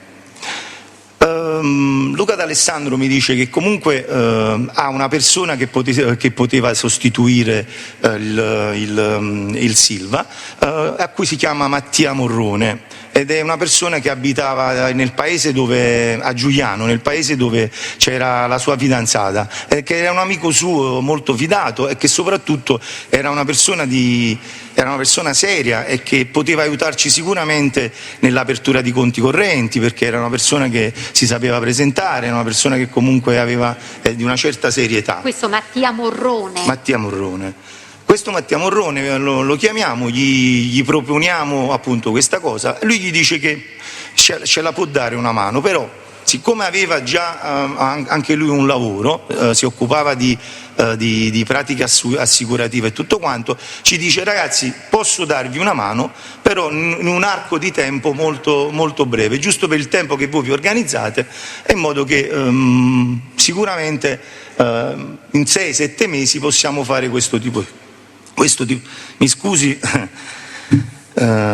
possiamo fare questo tipo di cose, ve la do una mano. E incominciamo con Mattia Morrone questo progetto. Nel frattempo apriamo anche un negozio a nome di ITB, quale praticamente, a differenza dell'ingrosso dove perdevamo tanti soldi nella vendita, questo negozio ci rispondeva molto ma molto bene. Praticamente lavoriamo che loro continuano a mandarci questa merce e noi iniziamo a pagare tranquillamente, senza problemi, con molta tranquillità, con molta precisione. Paghiamo assegni, paghiamo il fornitore principale che era Sorrentino e che era Vestiti, e nel frattempo comunque iniziamo a girarci anche intorno per comprare anche merce in altri posti, con altri fornitori. Tutto questo per tutto il 2016 va veramente molto bene. Nel frattempo, siccome man mano che vendevamo merce avevamo un buchetto che si allargava sempre di più, perché svendendo la merce praticamente non ci trovavamo mai con i costi che dovevamo poi pagare al fornitore Vestiti e Sorrentino. Così ci incontriamo con Vestiti e Sorrentino e gli diciamo che comunque, siccome l'attività andava discretamente, dicendogli che avevamo bisogno di comprare anche altri prodotti con altre aziende, e gli chiediamo se loro possono starci a fianco come situazione anche economica. E mi ricordo che per la prima volta Luca gli chiede 50.000 euro, e con molta tranquillà il Vestiti e il Sorrentino gli dicono che possiamo farlo, perché noi compravamo marchi per assortire sia il deposito all'ingrosso sia il negozio al dettaglio. E questa routine durava mensilmente, perché ogni mese andavamo da loro e gli chiedevamo i 50, 70, gli 80.000 euro che noi gli restituivamo con una retribuzione, oltre al capitale, con una retribuzione mensile del 10-15%, perché comunque gli dicevamo che erano affari che facevamo nel mondo dell'abbigliamento e che a loro andava molto bene. Questo è stato per tutta il 2016, tutto il 2016. praticamente diventiamo veramente i loro clienti di riferimento, perché loro continuano a mandarci merce e ogni mese quando noi andiamo da loro per avere un apporto finanziario, che ripeto potevano essere 50, potevano 70, 80, perché a noi servivano appunto per tamponare questo gap che si creava con la vendita perdendo merce continuamente, loro ce li davano e noi tutti i mesi per tutto il 2016 andava veramente a gonfie vele. Fin quando, passato tutto il 2016, inizio 2017, loro ci convocano e ci propongono una cosa molto interessante per noi in quel momento. Ci dicono che siccome questa cosa avveniva tutti i santi mesi, praticamente noi tutti i mesi andavamo lì da loro e andavamo a chiedere, oltre alla merce che arrivava e che noi pagavamo con le nostre scadenze tranquillamente, affannando però non facendo capire determinate cose, chiedevamo anche i soldi mensilmente. Loro ci propongono che stanchi appunto un pochettino di queste nostre sempre richieste mensili, ci dicono guardate, noi abbiamo la possibilità di potervi fare un grosso finanziamento, perché abbiamo una situazione non in Italia ma fuori dall'Italia dove possiamo sicuramente cercare di fare un grosso passaggio. Voglio sottolineare una cosa molto importante che poi mi viene detta successivamente sia da Luca D'Alessandro che dal Vestiti, che il Sorrentino in questi appuntamenti che noi parlavamo di lavoro e parlavamo anche di finanziamenti economici, a un certo punto quando io non c'ero, in mia assenza, dice una cosa molto importante, dice ma dimmi una cosa Luca, ma Alessandro Cosentino ma cosa fa nell'azienda, che ruolo tiene, visto che quando viene qua ha sempre un ruolo marginale, non si interessa assolutamente di niente, mi sembra quasi il tuo autista. Perché comunque diciamo che la parte economica, la parte amministrativa, la parte con le banche e tutto quanto se ne occupava sempre Luca, praticamente il D'Alessandro. Ci incontriamo con loro e loro mi portano insieme a Luca, andiamo in Svizzera e andiamo a Ginevra, dove praticamente ci presentano a Leone Tonino, che ce lo presentano come un manager di un'azienda di finanziamento, e dicendo che comunque eravamo ragazzi che fino allora eravamo stati molto precisi, che avevamo le idee molto chiare, che avevamo dei buoni progetti, e il Leone rimane molto colpito da certi programmi che c'erano in essere e ci dice che c'è la disponibilità di 500.000 euro. C'è la disponibilità di 500.000 euro e che sicuramente era allettato da questo tipo di programma.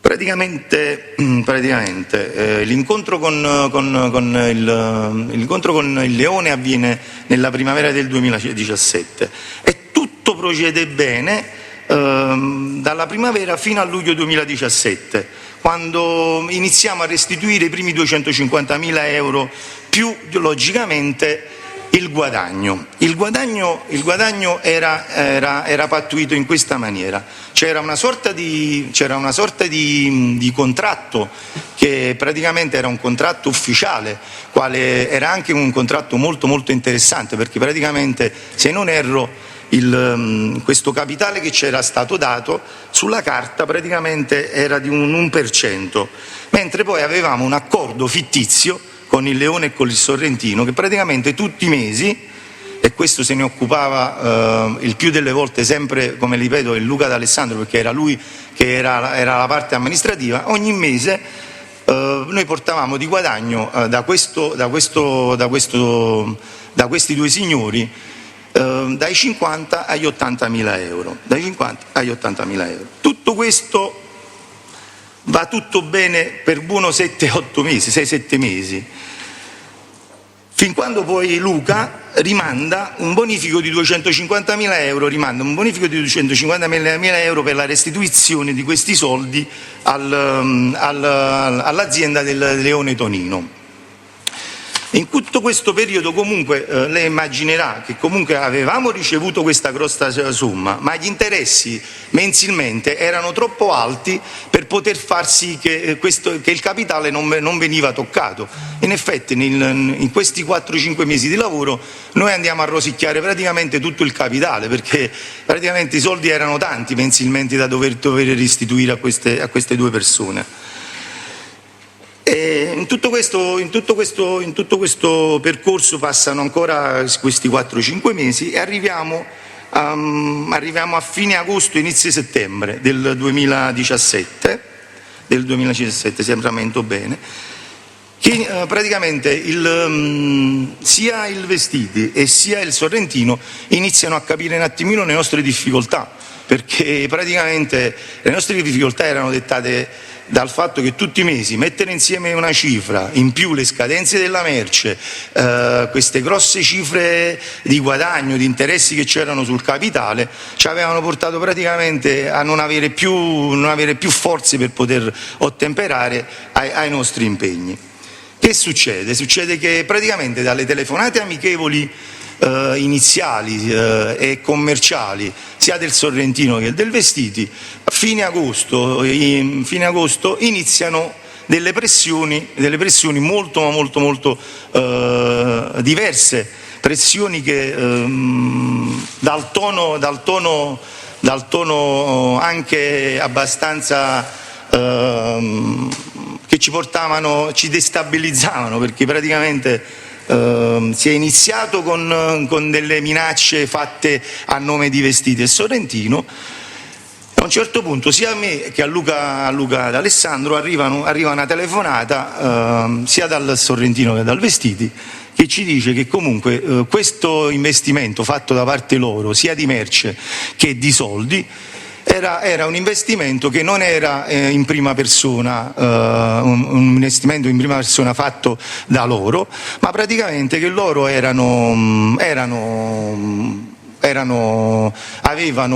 una sorta di parentela, una sorta di familiarità, e questo investimento, alle spalle di questo investimento fatto da loro, ci fanno il nome della famiglia Senese. Le dico la sincera verità: inizialmente io mi sono spaventato, perché mai e poi mai avrei pensato, vivendo in una realtà come Napoli e cercando di evitare sempre determinate situazioni, perché lei penso che sa che Napoli comunque ti mette in condizioni di poter fare determinati passaggi anche nella mia città. Non avrei mai pensato di avere a che fare con un imprenditore di Milano, e poi questo imprenditore dopo un tot di tempo mi fa un nome che conoscevo. Diciamo, quando mi ha fatto questo nome, io, essendo napoletano, ho chiesto un attimo in giro di cosa stessimo parlando. E veramente eravamo preoccupati, eravamo molto preoccupati, perché questa cosa ci aveva portato veramente una certa destabilizzazione. Cosa succede? Succede che all'ITB, al negozio di abbigliamento, veniva spesso e volentieri un nostro, tra virgolette, caro amico, che si chiama Giovanni Giuliano. Questo è un ragazzo che si occupava di vendita di latticini, ci portava di tanto in tanto del pane che noi chiamiamo pane cafone, un ragazzo che si guadagnava la giornata di volta in volta, e veniva di tanto in tanto anche a comprare qualcosa per la figlia, perché comunque tutto ciò che faceva sto ragazzo lo faceva sempre per la figlia e tutto quanto. Sapendo che questa persona era di Afragola, praticamente gli chiediamo se ci poteva essere di aiuto per arrivare a qualcuno che ci potesse essere d'aiuto, per capire se questi signori avevano nominato questa famiglia che noi non conoscevamo e che non sapevamo, se l'aveva fatto, perché sembrava quasi una cosa come succede spesso a Napoli: gli imprenditori che devono dare dei soldi e tutto il resto vengono a volte tra virgolette messi spalle a muro da altri personaggi per il famoso recupero crediti. Giovanni ci dice che praticamente lui conosce dall'infanzia, ma proprio a titolo veramente molto amichevole, lo conosce dall'infanzia, conosce Vincenzo Senese. E ci dice che probabilmente potremmo fare un appuntamento per chiarire questa cosa, perché anche lui rimane un attimino sbigottito da questa cosa fatta da questi due personaggi di Milano. Praticamente facciamo un appuntamento e praticamente questo appuntamento viene fatto in ufficio a Verona da Massimo Baretta, che era anche lui un imprenditore nel mondo dell'abbigliamento. Praticamente facciamo questo appuntamento e partiamo io e Luca D'Alessandro e andiamo a Verona e ci incontriamo nell'ufficio di Baretta vicino Verona, ci incontriamo con Massimo Baretta e con Vincenzo Senese. Lo incontriamo e le dico con molta sincerità, è una persona molto, molto affabile, disponibile. Gli raccontiamo un attimino tutta la vicenda, gli raccontiamo di questa situazione che si era avvenuta e che ci eravamo permessi di cercare di incontrarlo per capire se queste persone effettivamente avevano fatto un nome realmente oppure si stavano servendo millantando questo nome e per cercare di recuperare. Gli spieghiamo tutta quanta la vicenda, gli spieghiamo tutte quante le cose, gli spieghiamo che queste cifre, i 500.000 euro, la merce e tutto quanto, erano state additate alla sua famiglia. Vincenzo rimane veramente sorpreso, perché rimane veramente sorpreso da questa cosa e ci dice con molta sincerità: ragazzi, io veramente non ne so niente, anzi di questa cosa che mi state dicendo ne sono rimasto sorpreso e sinceramente sono anche molto arrabbiato, perché come si sono permessi queste persone di fare il nome della mia famiglia, di fare il nome di mio padre, servendosi appunto di questo nome per cercare di recuperare. Ci lasciamo con molta tranquillità e lui, diciamo tra virgolette, dice: ragazzi, sinceramente state tranquilli, perché con me e con la mia famiglia non ci avete proprio niente a che fare, statevene tranquilli, di sicuro cercherò di incontrare queste persone, perché mi dovranno far capire per come si sono permessi di fare questo tipo di situazione. Le dico con molta sincerità, è stato molto, ci ha tranquillizzato tantissimo. Dopo l'incontro con lui veramente noi siamo tornati a casa stando un attimino più sereni, anche perché si era dimostrata una persona molto tranquilla. Rientriamo a Napoli e dopo qualche giorno ci arriva una telefonata, sia mi sembra prima a Luca D'Alessandro e poi successivamente da me, sia dal Sorrentino che dal Vestiti, che con aria sempre minacciosa ci dicono: cosa pensavate di ottenere? Avete incontrato Senese, avete incontrato Vincenzo Senese, ma Vincenzo Senese non è la persona che vi può aiutare in questa cosa. Siamo noi la parte integrante di questa operazione, siamo noi che facciamo capo ad altre cose, siamo noi che facciamo capo non certamente a Vincenzo Senese. Vi siete giocati una carta che non dovevate proprio assolutamente fare. Quindi non ho capito, smentendo quello che avevano detto prima, quindi? No, loro dicono che la figura di Vincenzo Senese in quella situazione non era la figura giusta per poter risolvere il nostro problema, assolutamente no. Ci dicono che comunque loro hanno altri riferimenti e che sicuramente Vincenzo Senese in tutta questa situazione non c'entrava niente e che loro comunque facevano capo a questa famiglia, ma Vincenzo era una persona che non era assolutamente chiamata in causa per poter risolvere il nostro problema. Successivamente, dopo ancora qualche giorno, Luca mi dice che Vincenzo Senese lo chiama dicendogli che questa cosa era una cosa che comunque andava risolta e che andava risolta con tranquillità, perché c'erano i presupposti per poterla risolvere, ma questi soldi dovevano essere ritornati, perché comunque erano state fatte delle operazioni e che comunque poteva essere risolta tranquillamente sia con il Vestiti che col Sorrentino. Mi riferisce questa cosa e mi dice che comunque, Luca mi dice: Ale, comunque mi ha chiamato Vincenzo e mi ha detto che comunque lui non può fare niente di questa, non può darci una mano, ma di sicuro che comunque questi soldi vanno ritornati. In tutto questo frangente di incontri e tutto quanto, il Vestiti e il Sorrentino vengono a Napoli, arrivano nel nostro ufficio e con toni abbastanza minacciosi ci dicono che comunque questa situazione va risolta in una maniera o nell'altra, ma va risolta. Le dico con molta franchezza che abbiamo messo a disposizione ai signori Vestiti e Sorrentino, abbiamo messo a disposizione io la casa materna e paterna e Luca D'Alessandro, sia la casa del mare che quella lì a Castellabate e sia quella a Barcaturo. Nei giorni successivi gli portiamo i documenti delle case, ma con molta sincerità noi gli diciamo che su queste case ci sono delle situazioni bancarie che purtroppo andavano messe a posto. Dopo una serie di incontri ad alta voce, loro si rendono conto che queste due case, perché loro era la loro intenzione poter recuperare attraverso queste case, poter recuperare questi soldi prendendosi le nostre proprietà, però poi si rendono conto che queste proprietà c'erano troppi problemi sopra e praticamente si rendono conto che queste proprietà non potevano essere da recupero per questi soldi e per questa storia di questi soldi da poter ritornare indietro. In tutto questo, dopo tutti questi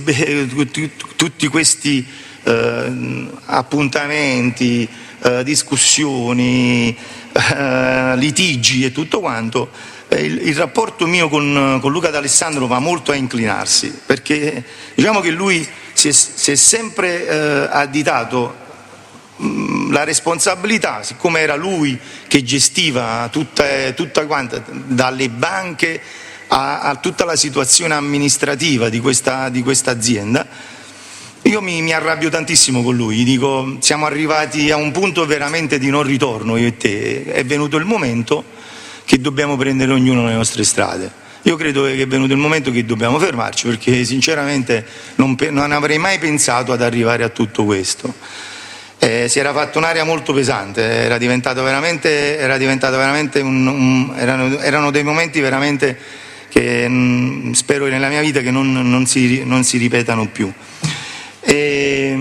Praticamente Luca D'Alessandro gestisce tutto quanto fino a marzo 2018. Fino a marzo 2018 Luca D'Alessandro ha il potere esecutivo con le banche, bonifici e tutto quanto di poter gestire tutto quanto la parte amministrativa ed economica dell'azienda. Ci dividiamo e lui decide di intraprendere il campo del food. Praticamente lui aveva in essere un progetto di un'apertura di un pub e dice: a me non mi interessa più l'abbigliamento, io faccio questa strada, dividiamoci. Siccome in questi 6-7 anni io mi ero fatto strada perché mi ero costruito un pacchetto cliente e tutto quanto, e soprattutto in tutta questa storia, la cosa più importante di questa storia è che io ero stato bravo a gestire la parte dei negozi, praticamente il dettaglio, che era quello che ci portava dei benefici, perché il gap grande era soprattutto con l'ingrosso, dove andavamo a svendere di continuo la merce. Per me era importante non perdere quello che avevo cercato di costruire. E praticamente gli dico che lui può fare la sua strada e che io comunque avrei continuato nel negozio. In tutta questa vicenda il Sorrentino capisce e individua in me la persona dove avrebbe potuto ancora cercare di mettere le mani sui soldi che lui diceva di avere, che doveva ancora avere, che poi a conti fatti, secondo i nostri conteggi, secondo noi, tra il capitale che avevamo restituito e i soldi mensilmente che avevamo dato e il bonifico di 250.000 euro che avevamo restituito a Ginevra, secondo noi diciamo che i soldi loro l'avevano già recuperati e secondo noi sempre la merce che loro chiedevano alla restituzione dei soldi, siccome era merce ormai datata e tutto quanto, per i soldi che gli avevamo restituiti, diciamo che secondo secondo la nostra modesta esperienza, secondo noi eravamo andati pari pari. Lui mi dice: secondo me tu puoi continuare nel dettaglio, però dobbiamo trovare un metodo per poter portare avanti questo discorso. Io gli dico che sicuramente la prima cosa che avrei fatto è, anche su pressione sua, è quella di estromettere tutto ciò che era persona di Luca D'Alessandro, vale a dire il Mattia Morrone, che in essere era ancora l'amministratore dell'azienda. Convoco a Mattia Morrone e gli spiego un attimino tutta quanta la situazione e gli spiego soprattutto che c'era un problema imminente, che erano stati fatti degli assegni e che purtroppo non c'erano le forze materiali per poterli pagare. Siccome in questi mesi mi ero confrontato spesso col Morrone e il Morrone comunque mi aveva chiesto esplicitamente, vista un pochettino il non più interesse di D'Alessandro a mettere a posto certe cose, perché ormai lui stava facendo un'altra strada, mi dice: Alessandro, la prima cosa deve uscire da questa società. E io gli dico: ma non dobbiamo fare solamente questo, noi dobbiamo fare anche un capolavoro, dobbiamo andare dai nostri fornitori dove hai firmato gli assegni per comprare la merce e tutto quanto, gli dobbiamo spiegare la nostra posizione e dobbiamo cercare di fermare gli assegni per non farti protestare. Diciamo che c'era una sorta mi sentivo in obbligo morale nei confronti di questa persona che si era messa a disposizione, che ci aveva dato una mano per aprire dei conti correnti, ci aveva dato una mano, la sua massima disponibilità in tutto questo, tra l'altro non guadagnando assolutamente niente, ma solamente guadagnando tanto stress in questi mesi. Comunque, per non portargliela molto alla lunga, ci mettiamo in auto e lui in 10-15 giorni riusciamo attraverso un po' i miei rapporti, facendo capire un pochettino ai direttori di banca, facendo capire un pochettino agli amministratori delle varie aziende dove avevamo firmati questi assegni per comprare della merce, gli facciamo capire che questi assegni devono essere fermati. E diciamo che in questo periodo un po' il lavoro fatto in tanti anni di lavoro, tante persone hanno capito un pochettino la situazione che stavo vivendo, praticamente il salvaguardare questa persona e soprattutto non rovinargli soprattutto la vita. Oggi è molto difficile riprendersi da problematiche bancarie. Io mi sentivo in obbligo di salvarlo in questa situazione. Comunque riusciamo a salvare questa situazione. E al posto del Mattia Morrone io chiamo un mio carissimo amico di vecchia data, praticamente Ricciardiello Giacomo, che è una persona mia personale. Come si chiama? Ricciardiello Giacomo. Lo chiamo, gli spiego tutta la situazione e gli dico che ho bisogno di una persona di fiducia.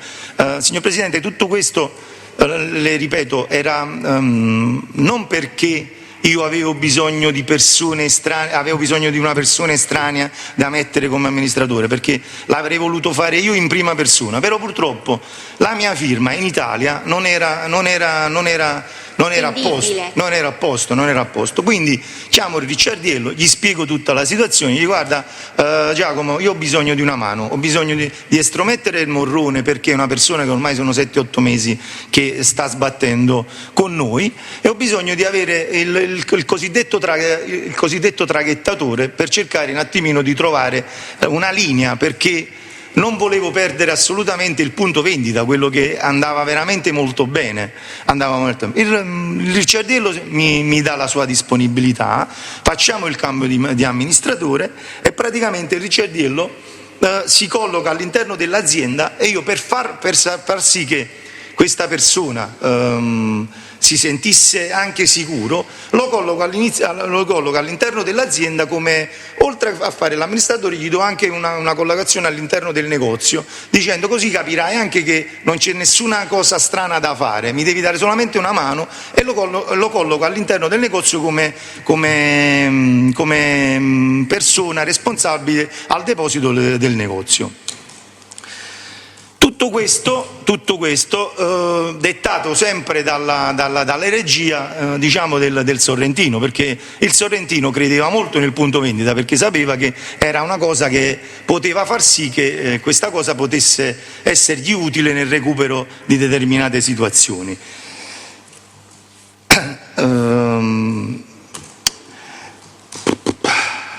A posto. Devo ricordarmi, mi sono segnati dei punti perché è una storia molto lunga e molto variata.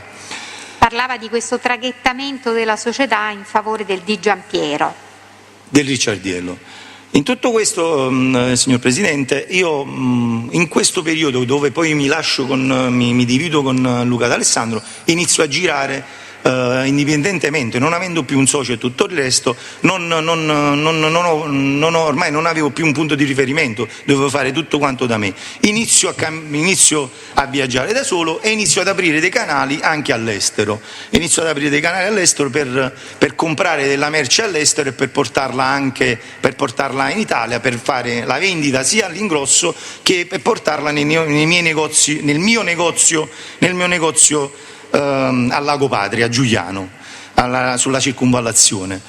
E praticamente cosa succede? Succede che praticamente girando per l'Europa e girando soprattutto nei paesi dell'est, trovo in una città, in Timișoara,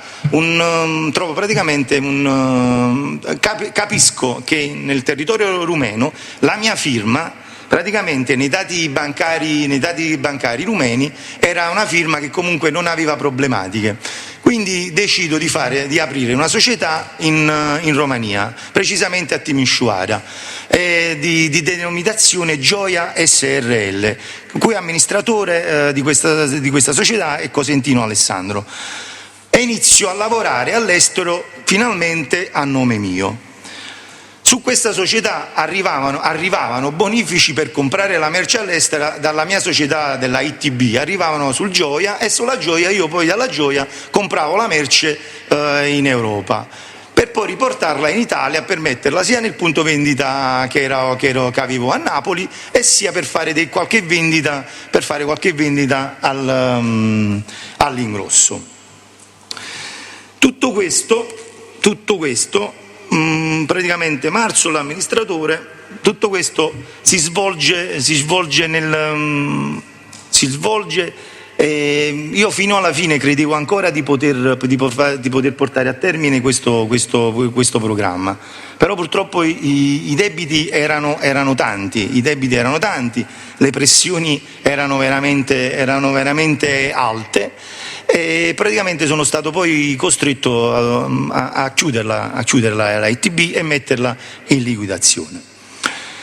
Voglio precisare anche un'altra cosa, che io credo che sia una cosa fondamentale e molto importante in questo processo.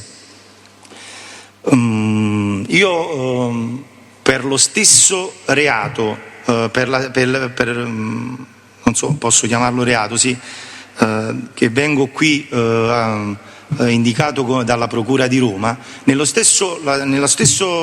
stessa procedura, lo stesso procedimento che sto vivendo qui a Roma ormai dal 7 luglio del 2020, io lo sto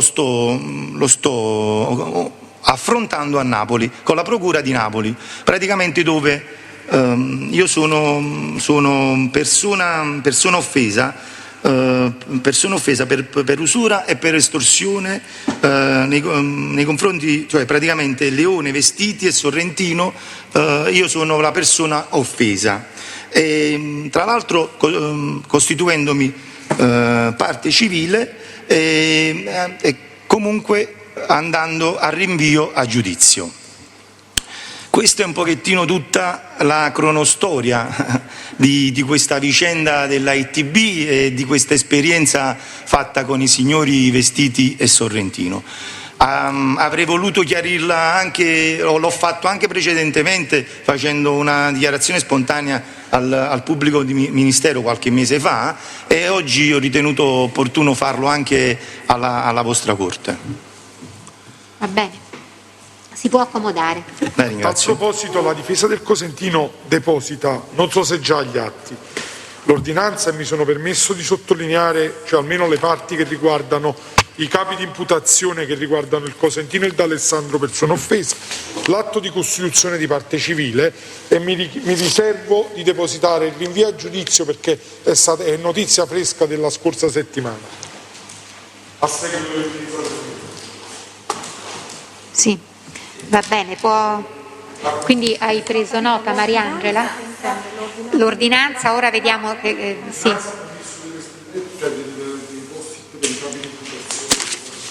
Allora, ha fatto ha prodotto l'ordinanza di applicazione di misura cautelare, no, nei confronti di Sorrentino, Vestiti e Leone per usura e estorsione. E poi l'atto di costituzione di parte civile, giusto avvocato? Esatto, Presidente. E basta? Ovviamente sì, mi riservo di depositarlo perché è notizia della scorsa settimana. Il rinvio a giudizio che c'è stato a seguito dell'udienza preliminare lo depositerò nella successiva, non sono riuscito a prendere ad ogni buon conto oggi si tratta dell'atto di costituzione di parte civile e Sorrentino e l'ordinanza di applicazione di misure cautelari nei confronti di Vestiti, Leone e Sorrentino. Va bene. Il Tribunale acquisisce. Si riserva ulteriore produzione.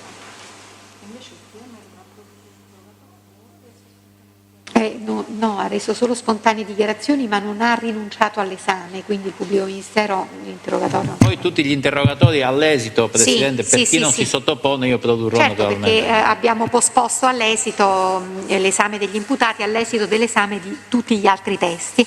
Quindi a questo punto le parti hanno visto quali sono ovviamente gli impegni di citazione testi per le singole udienze, o avete necessità che li ripetiamo? L'avevamo scritti a verbale per la scorsa udienza, volete che si ripetano? No, Presidente, solamente per precisare, è prevista la lista testi Carroccia il 21 aprile. Aspetti, Carroccia Daniele. Il 21 aprile, Daniele. 5 testi Carroccia Daniele, sì. Sono 4. Va bene. Glielo volevo dire perché così, visto che è un'udienza abbastanza piena, uno di meno, perché Rosetta Palmieri, così resta a verbale. Quindi rinuncia al test Rosetta Palmieri. Sì, che è la madre degli imputati Carroccia Mauro e Carroccia Daniele, una persona anziana mi ha chiesto la cortesia il figlio di non citare. Quindi l'avvocato Gai per Carroccia Daniele sin da ora rinuncia a Palmieri Rosetta. Presidente, per Cosentino c'è la data perché non ero presente all'ultima udienza. Per sicurezza la ripeto a tutti perché l'indicazione è nei seguenti termini. Tutti i difensori tempestivamente, quindi sin da oggi, insomma, possono cominciare a citare in modo tale da avere le cartoline per le udienze per le quali sono calendarizzati tutti i testi che hanno indicato, per come ci siamo messi d'accordo alla scorsa udienza secondo questo programma. Quindi lo ripeto, ma comunque è a verbale. Il 19 aprile vi sono 11 testi della lista Senese Angelo, Vincenzo classe 90 e Mastro Santi. Il 21 aprile 4 testi lista Di Giovanni, 11 testi lista Cosentino, 2 testi lista Presutti, 3 testi Papa, 4 testi Carroccia Daniele. Il 28 aprile 5 testi lista D'Alessandro, 2-3 testi lista Pezzini. Il 10 maggio 2 testi lista Senese Vincenzo classe 77, 1 test Celano, 2 testi Esposito, 2 testi Piancatelli. Il 12 maggio 7 testi Vestiti, 10 testi Sorrentino. Il 19 maggio 14 testi Leone con convocazione di interprete di lingua francese da parte della Cancelleria. Il 21 maggio 5 testi Barretta. e questo è il programma. Quindi a questo punto rinviamo all'udienza del 19 aprile con l'indicazione dei testi della difesa già fatta e con citazione da parte del pubblico ministero del teste Amodio. Quindi si dispone per quella data traduzione degli imputati che sono detenuti nelle carceri romane, videoconferenza per gli imputati detenuti fuori Roma, autorizzazione a presenziare con mezzo proprio per gli imputati sottoposti a misure custodiali o coercitive applicate nel presente procedimento, salve le rinunce già espresse dagli imputati che non intendono comparire. L'udienza dunque è quella del 19 aprile ore 9:30 nell'aula Bunker B.